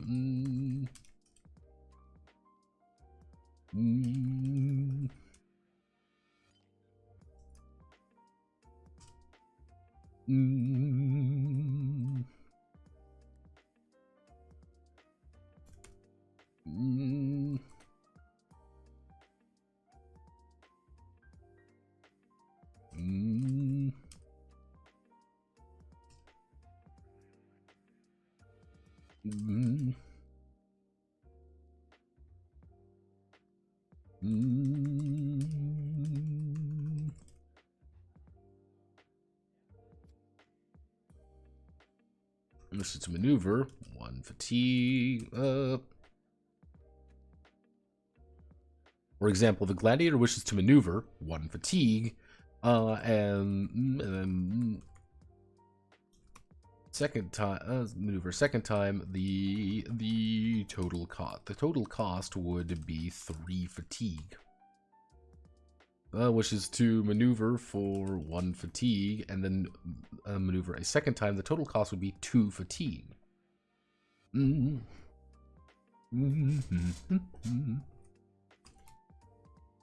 Let's see, at the start of the round.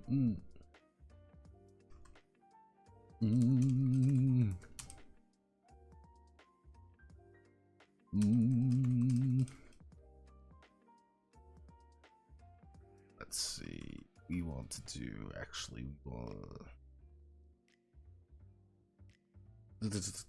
additional actions. Fatigue measures the gladiators with keep fighting. Every action has fatigue cost. For example, for 1 fatigue and then maneuver a second time, the total cost would be 2 fatigue.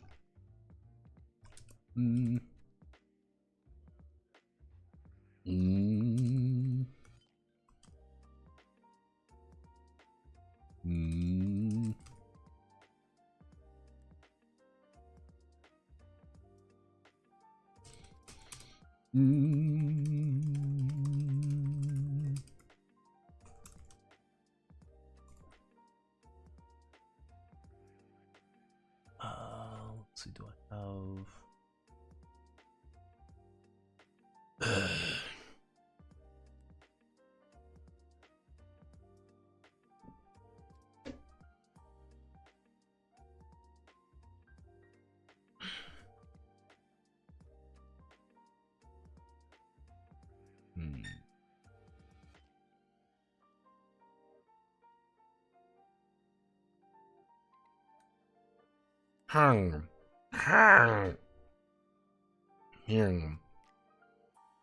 Okay, let's think. Let's think.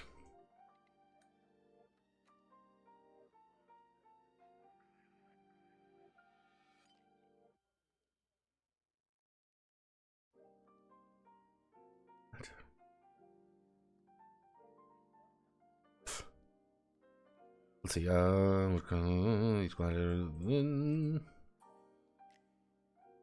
Let's see. Each gladiator at the end of the round will recover.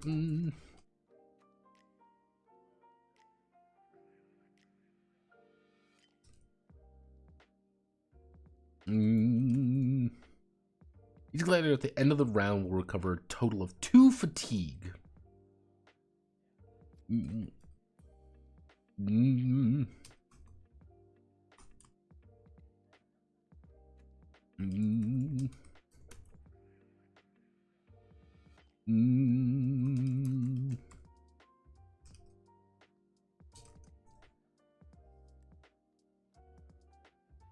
What's a good word for if I'm out of breath? Out of breath word.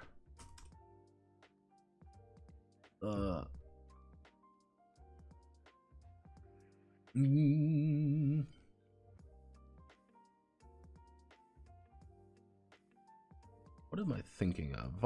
If I'm out of breath, what is this?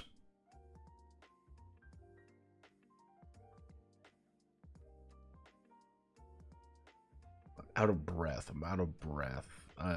Fatigue doesn't sound good.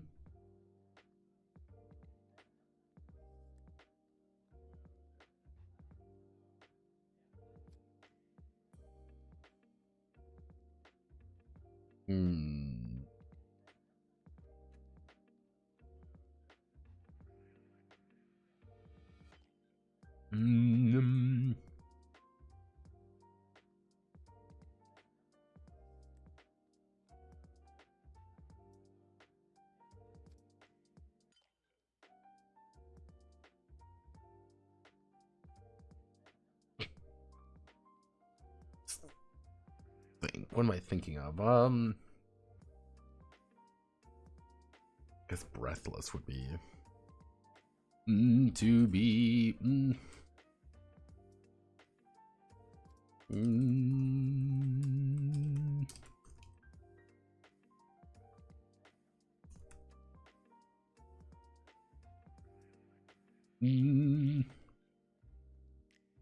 ever reduced to 0 or lower or less. 0 or less fatigue, they are considered to be breathless. When the gladiator is breathless, they have -5 to all actions.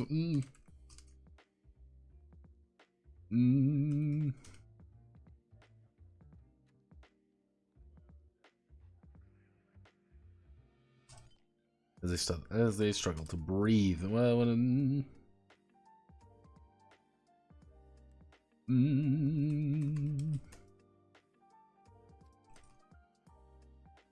let's see. So easy enough to understand.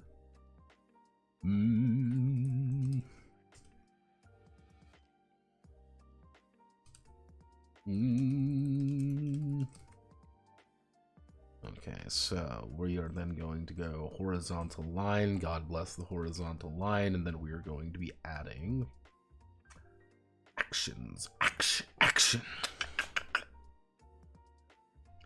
I love action, baby. Hey, babe, what's up? So, basic actions, what we need to have happen.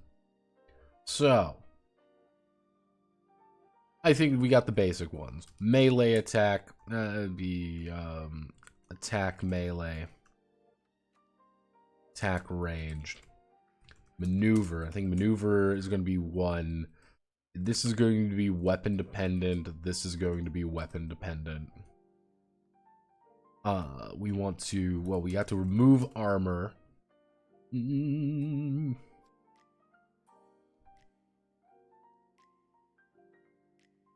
Remove armor is pretty difficult because it's the it takes a little bit of fatigue to do because it's literally you like scrambling to take off your vest or something, or you kind of like ripping your fucking pants off. You are trying to get out of your armor as fast as possible. Remove armor. We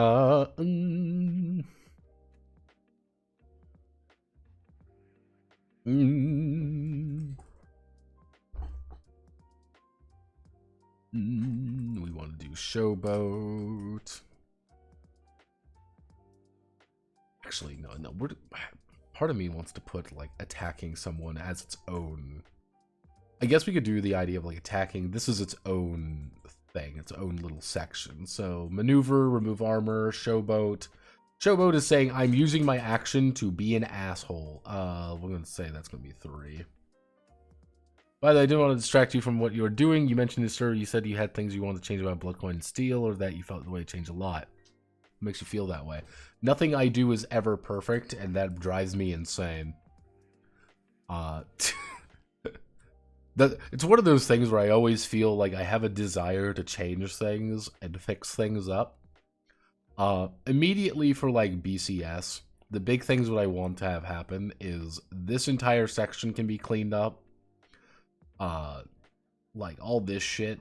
Like what I want to do is I want to make all of this a lot prettier and a lot easier to work with. And that just takes time, and it's difficult, it's annoying, and it's something I gotta do. Let's actually check something. Let's see. Eno Guild, High Fleet, where is it? Morons with pedigrees, Hello Crisis Heroine. Do I have books and such, games and such, private library? No, that's private library. Private library.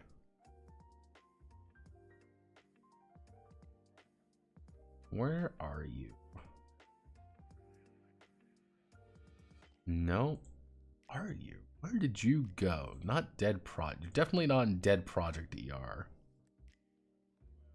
Nope, definitely. Are you in Lexicon? You're in Lexicon, aren't you? You silly Billy. Let's see. Is this the full version that's Nope, that's definitely not it. Is this the full version that's right?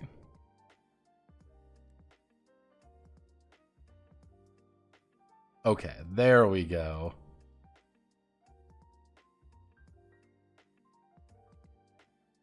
Yeah, like I would probably want to do some fixes here.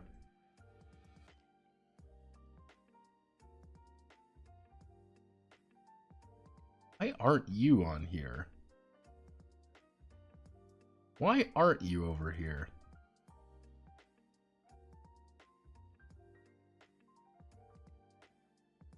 Huh. Huh.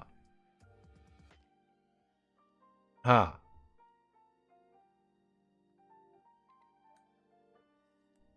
Well. Why aren't you here? Wait a second. Sprug Workshop. There's BCS. Where's BCS?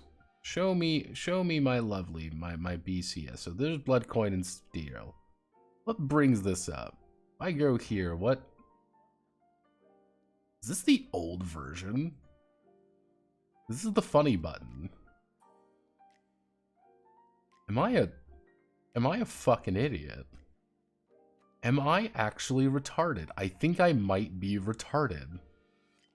Oh my god, I'm fucking stupid. Uh-oh. Oh no! Oh no! Your boy No Pets is fucking stupid. Man, why did I write all these things to be perfect and then not show anyone it? Why am I so bad at this? Oh no. Oh no. That's not supposed to be that case. Why are you not even shared? Why did I do this? Did I think I linked the wrong? I think I linked the wrong one. Am I a buffoon? There you go. Am I a buffoon? I think I might be. Yeah, okay, because here's a bunch of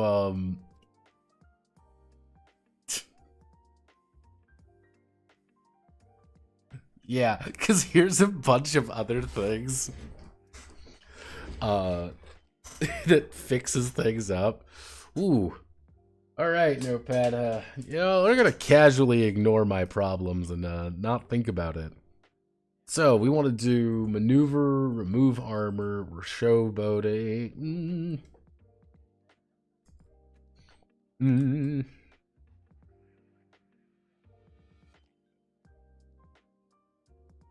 Mm. Mm.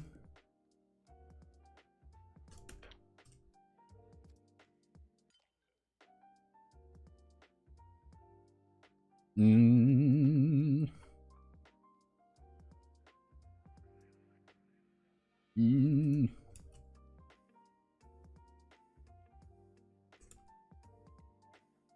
Mm.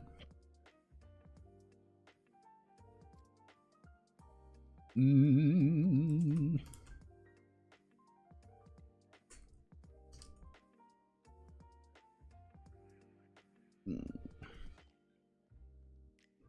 Let's see, it would be maneuver, remove armor, showboat, absolute defense, interact, physical feat.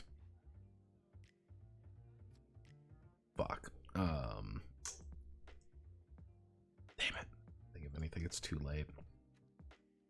My head's hurting. See, now I threw myself off. How's it going, Lord Note? Going well. We're trying to figure out all of the different... We're trying to figure out different actions and stuff for combat. I think I'm going to have to put attacks in its own little section, just because there's a lot that goes into individual attacks. They're not complicated. There's just a lot that there's a lot of play there. And if we... I mean, is that enough? What other actions are we thinking are not present? I'm gonna start scamming people on TTRPG, like the people you reviewed. No, not yet. Not today. They'll never know. But as you know, I am in fact a master scam artist, as it is that way. Thanks for sharing the new version. I also want to let you know if you use a lot of Game of Thrones campaign. It looks so good.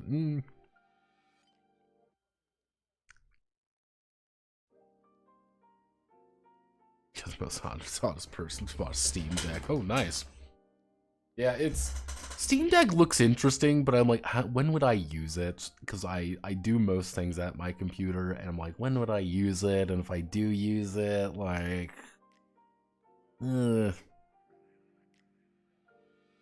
It's the Game of Thrones. It's a Linux laptop, true. It's the Game of Thrones stuff. If you click the funny button, you get to see all the stuff I wrote there. There's a lot more information. It's not really up to date with it, and a lot of it's already in the BCS book, BCS SRD. A lot of things are already in there, but I had to remove a lot of the more specific stuff. So if you want like really specific stuff to Game of Thrones, everything's there. It's not very up to date. I haven't updated it in forever. And that's just a pain in the ass. Maybe one day I should update it, just to say that I have updated it, you know. So actually, if we do absolute defense.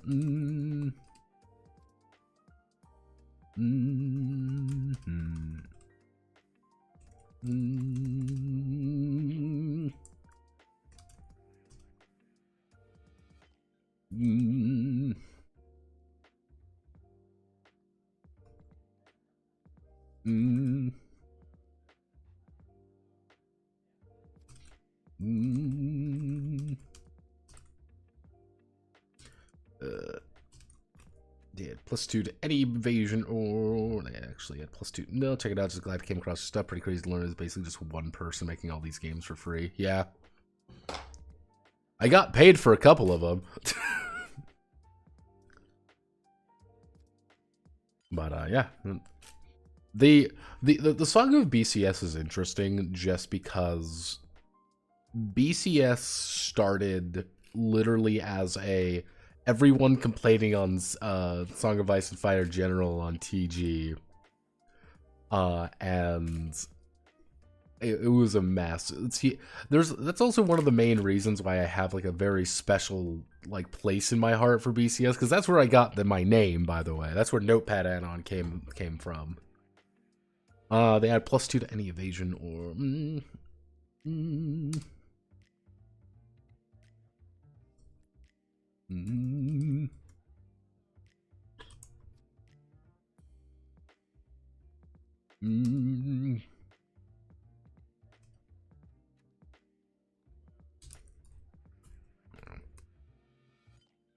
So if we do the absolute defense, then we want to do interact.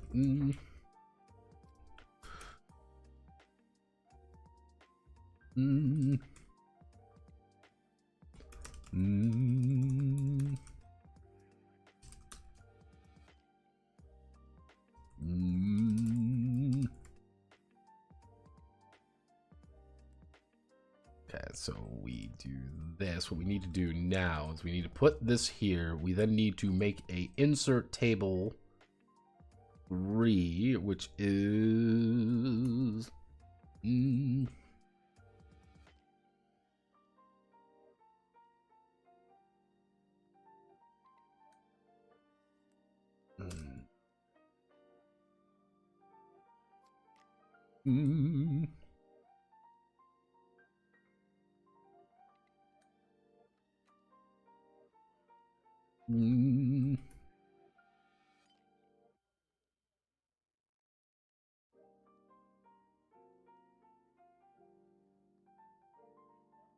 and arms full body. We're going to do, oh yeah, full body, full service, just like Susie. Let's go, college boy.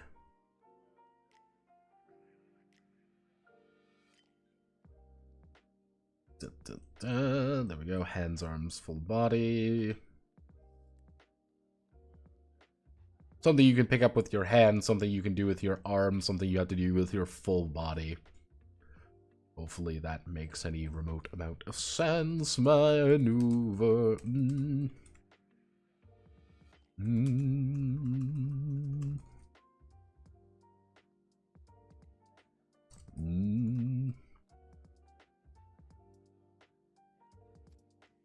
Yeah, let's see. Gains 5 MP. Gains 5 plus. Let's see, 5 plus modifier MP. The gladiator gains 5. Move around the venue. To move around the venue. To move around the.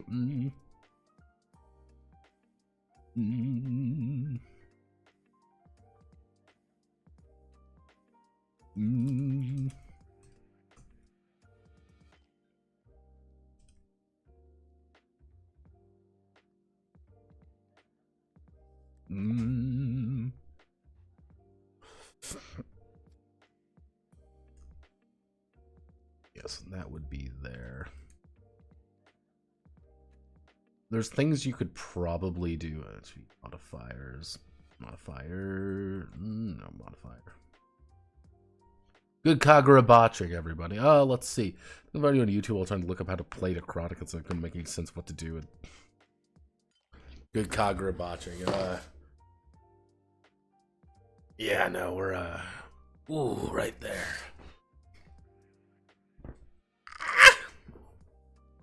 Woohoo! So we need to do a physical feat. So actually, this would be physical feat, which is variable. So,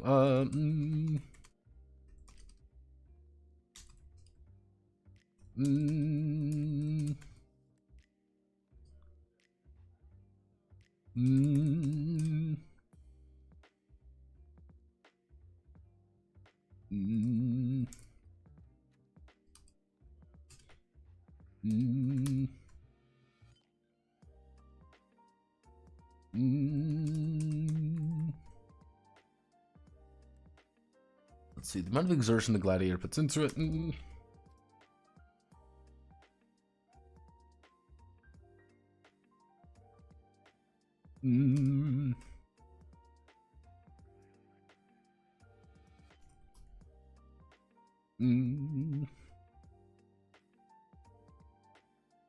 Actually, one plus variable.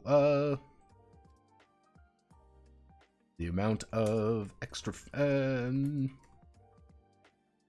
the gladiator puts into it represents a puts into it is converted. The Bronner endurance check, so we do something like that.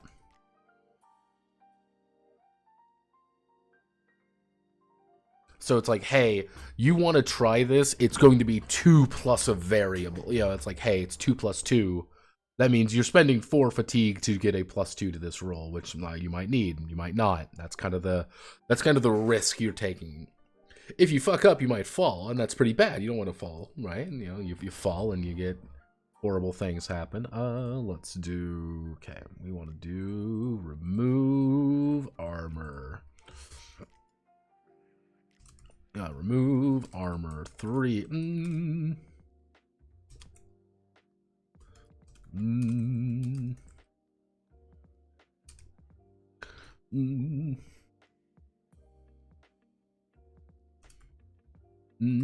Exposing the location to attacks, as well as recovering any fatigue that the armor may have taken away. And then we do showboat.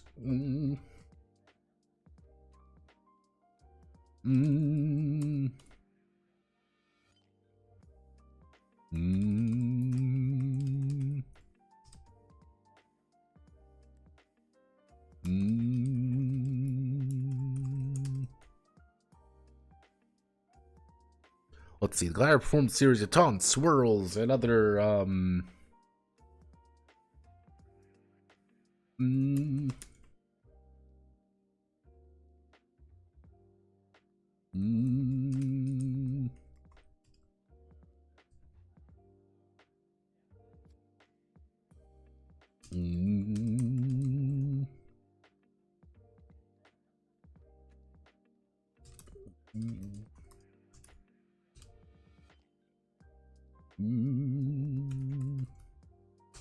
let's see, they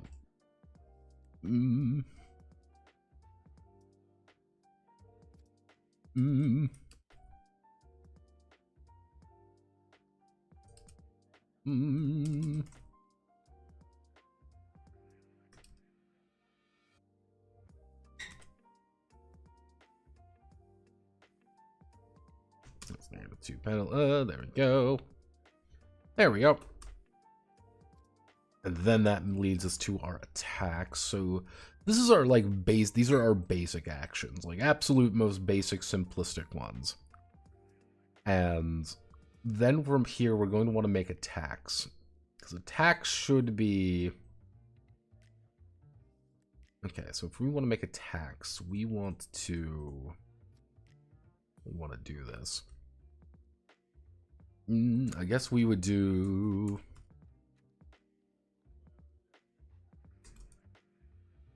I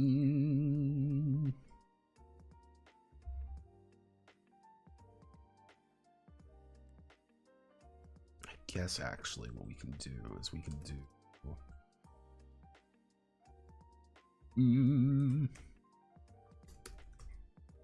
base actions.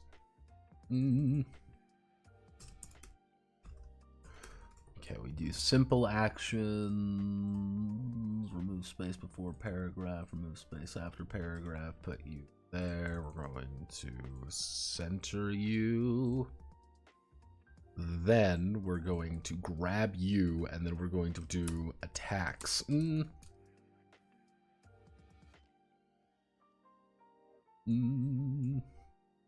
Okay.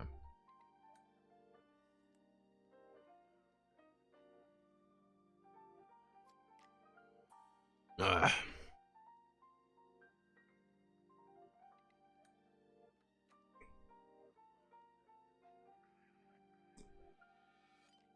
Mm.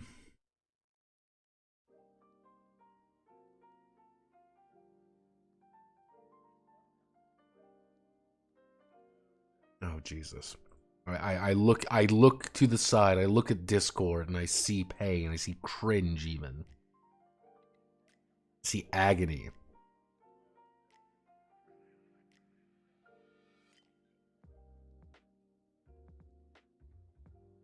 Let's see. We want to do Alright, let's do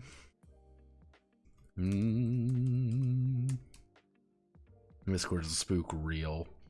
When a gladiator makes an attack against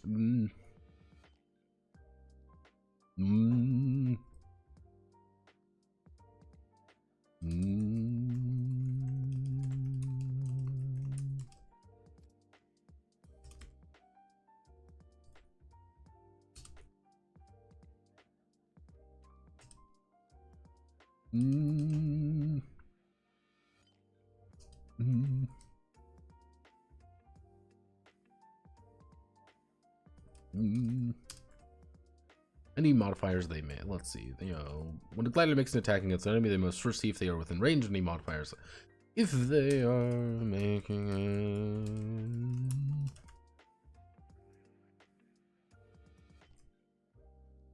must be adjacent to their target. If they are making a range attacks, range attacks require the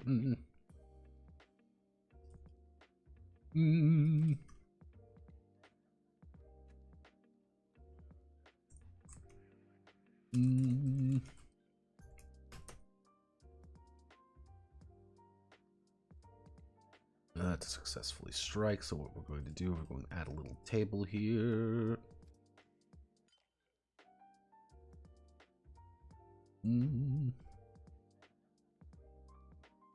Let's see.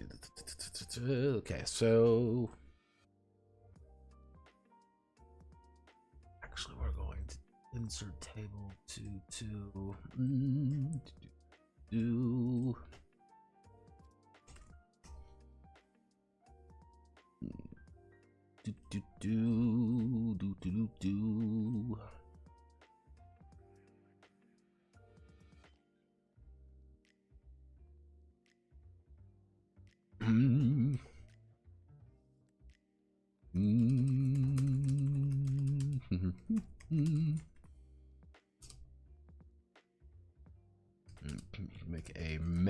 make a melee plus weapon specialization.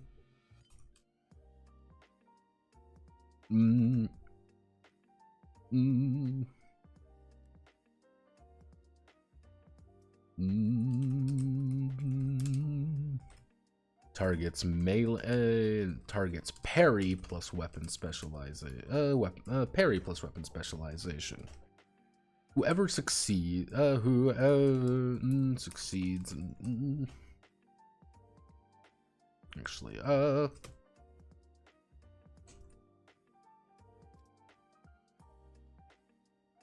based off the weapons, because we're going to be maintaining this effectively. It's all weapons, but actually Josephine San. What if we just keep it like this? So whoever succeeds, this is an opposed check between the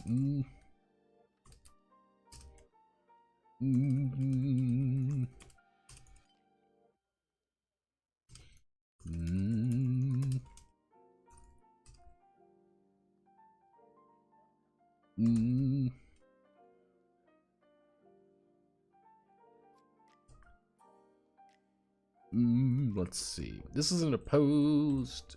So when a gladiator, we want to do this, we want to do this, we want to hit all the right buttons because I'm not hitting all the right buttons.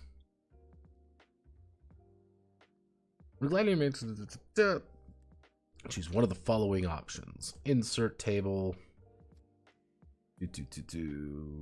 We're going to do that. We're going to do that, which is going to be...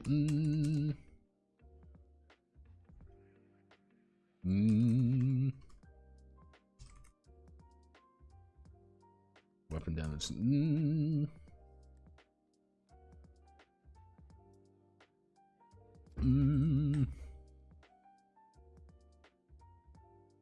Full punch.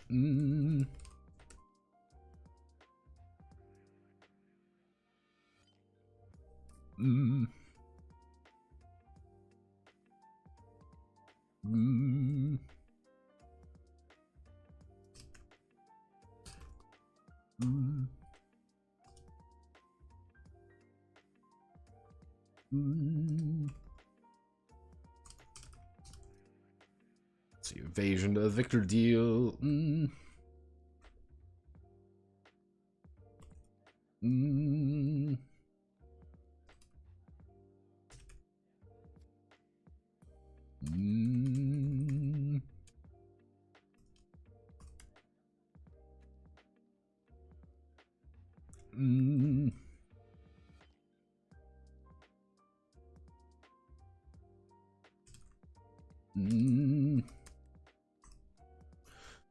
2d6 entertainment. There we go. Because you should be able to be a Gaslight Gatekeep girl boss and be a complete dick to an enemy and like, oh, I'm not gonna hit you. Almost got you. Almost got you. And if you ever want to fuck with your friends, say, hey, let's just pull our punches and do near strikes at one another. And it'll be great. We can farm entertainment, and then you say okay, and then you strike them, and then you deal a shit ton of damage, and then they die, and everyone makes fun of them.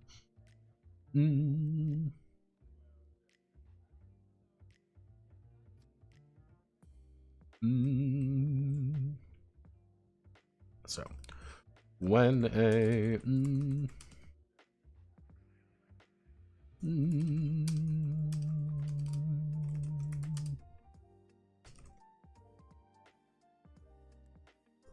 check against the targets. Parry against the targets. Actually, no, it would be the targets.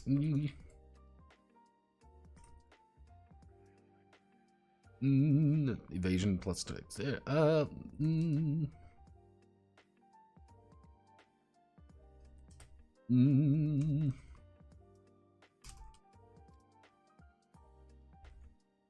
If they are using a shield, or parry if they are using a shield. This is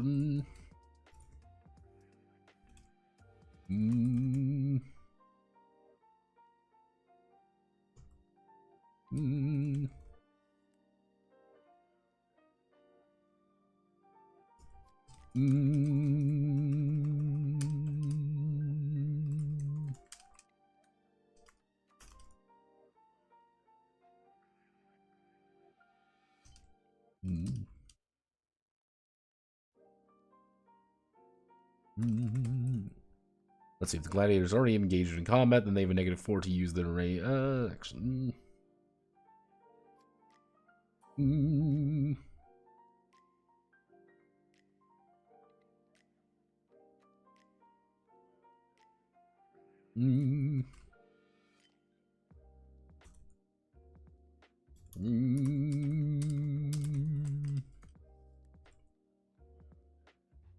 Let me choose one of the following options. We do that.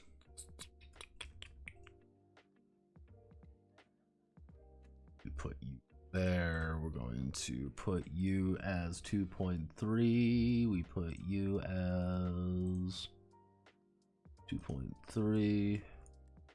2.3. 547.547.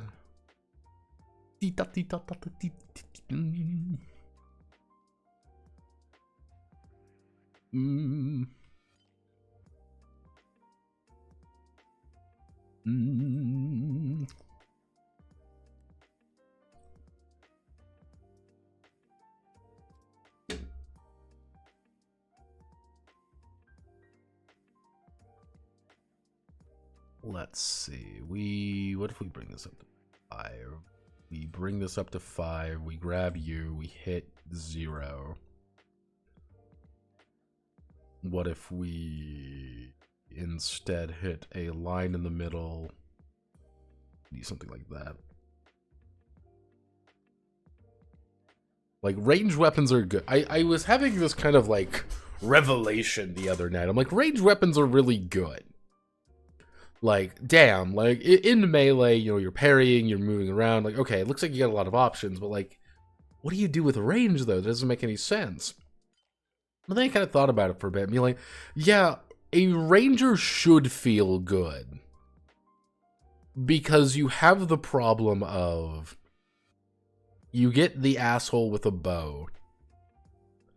And you want to know what, you want to know what you should be doing against an asshole with a bow. Get to cover. Get out of their line of sight. If they cannot shoot you, they cannot hurt you.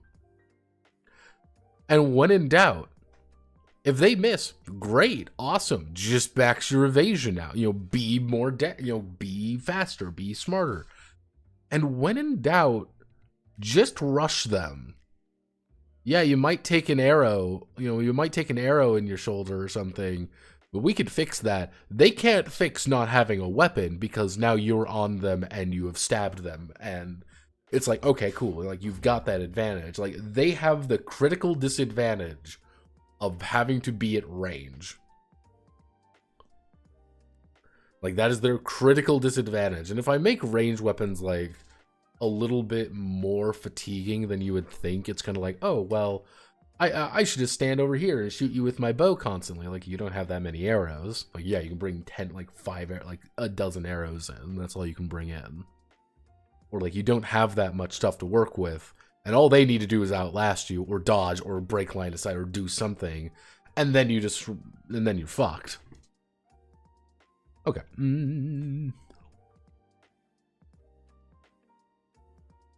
Okay. And then we would do...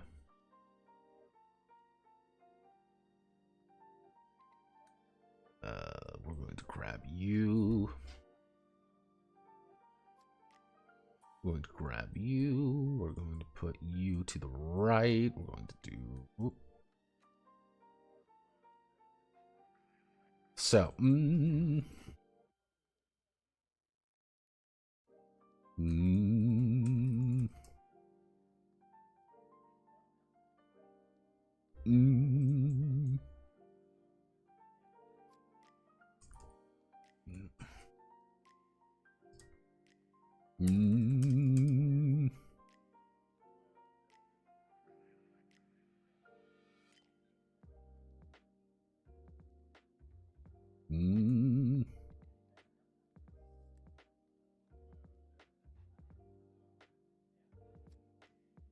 Actually,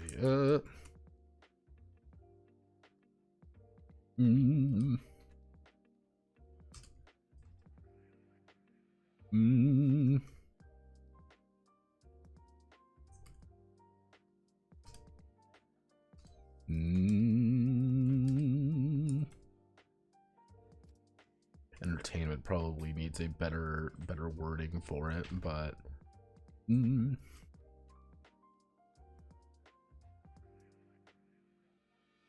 what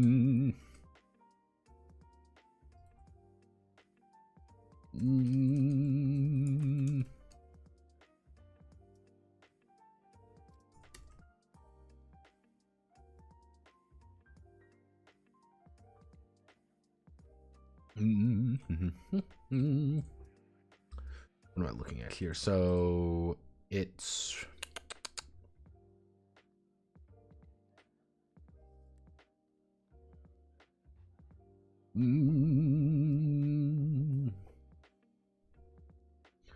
what would it be?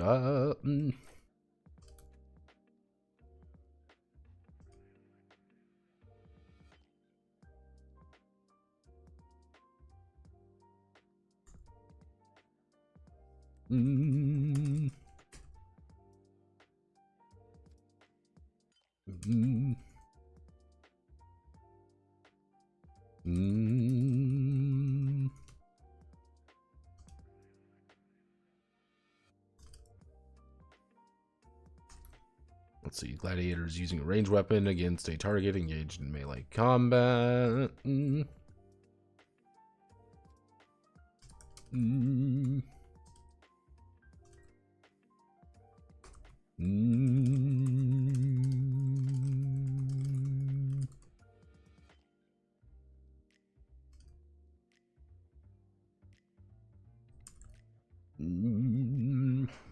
What would be some other situations that would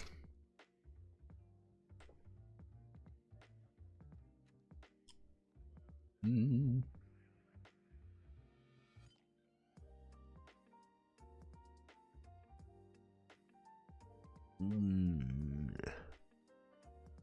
think that might be one that I just need to might need to think about. Okay, so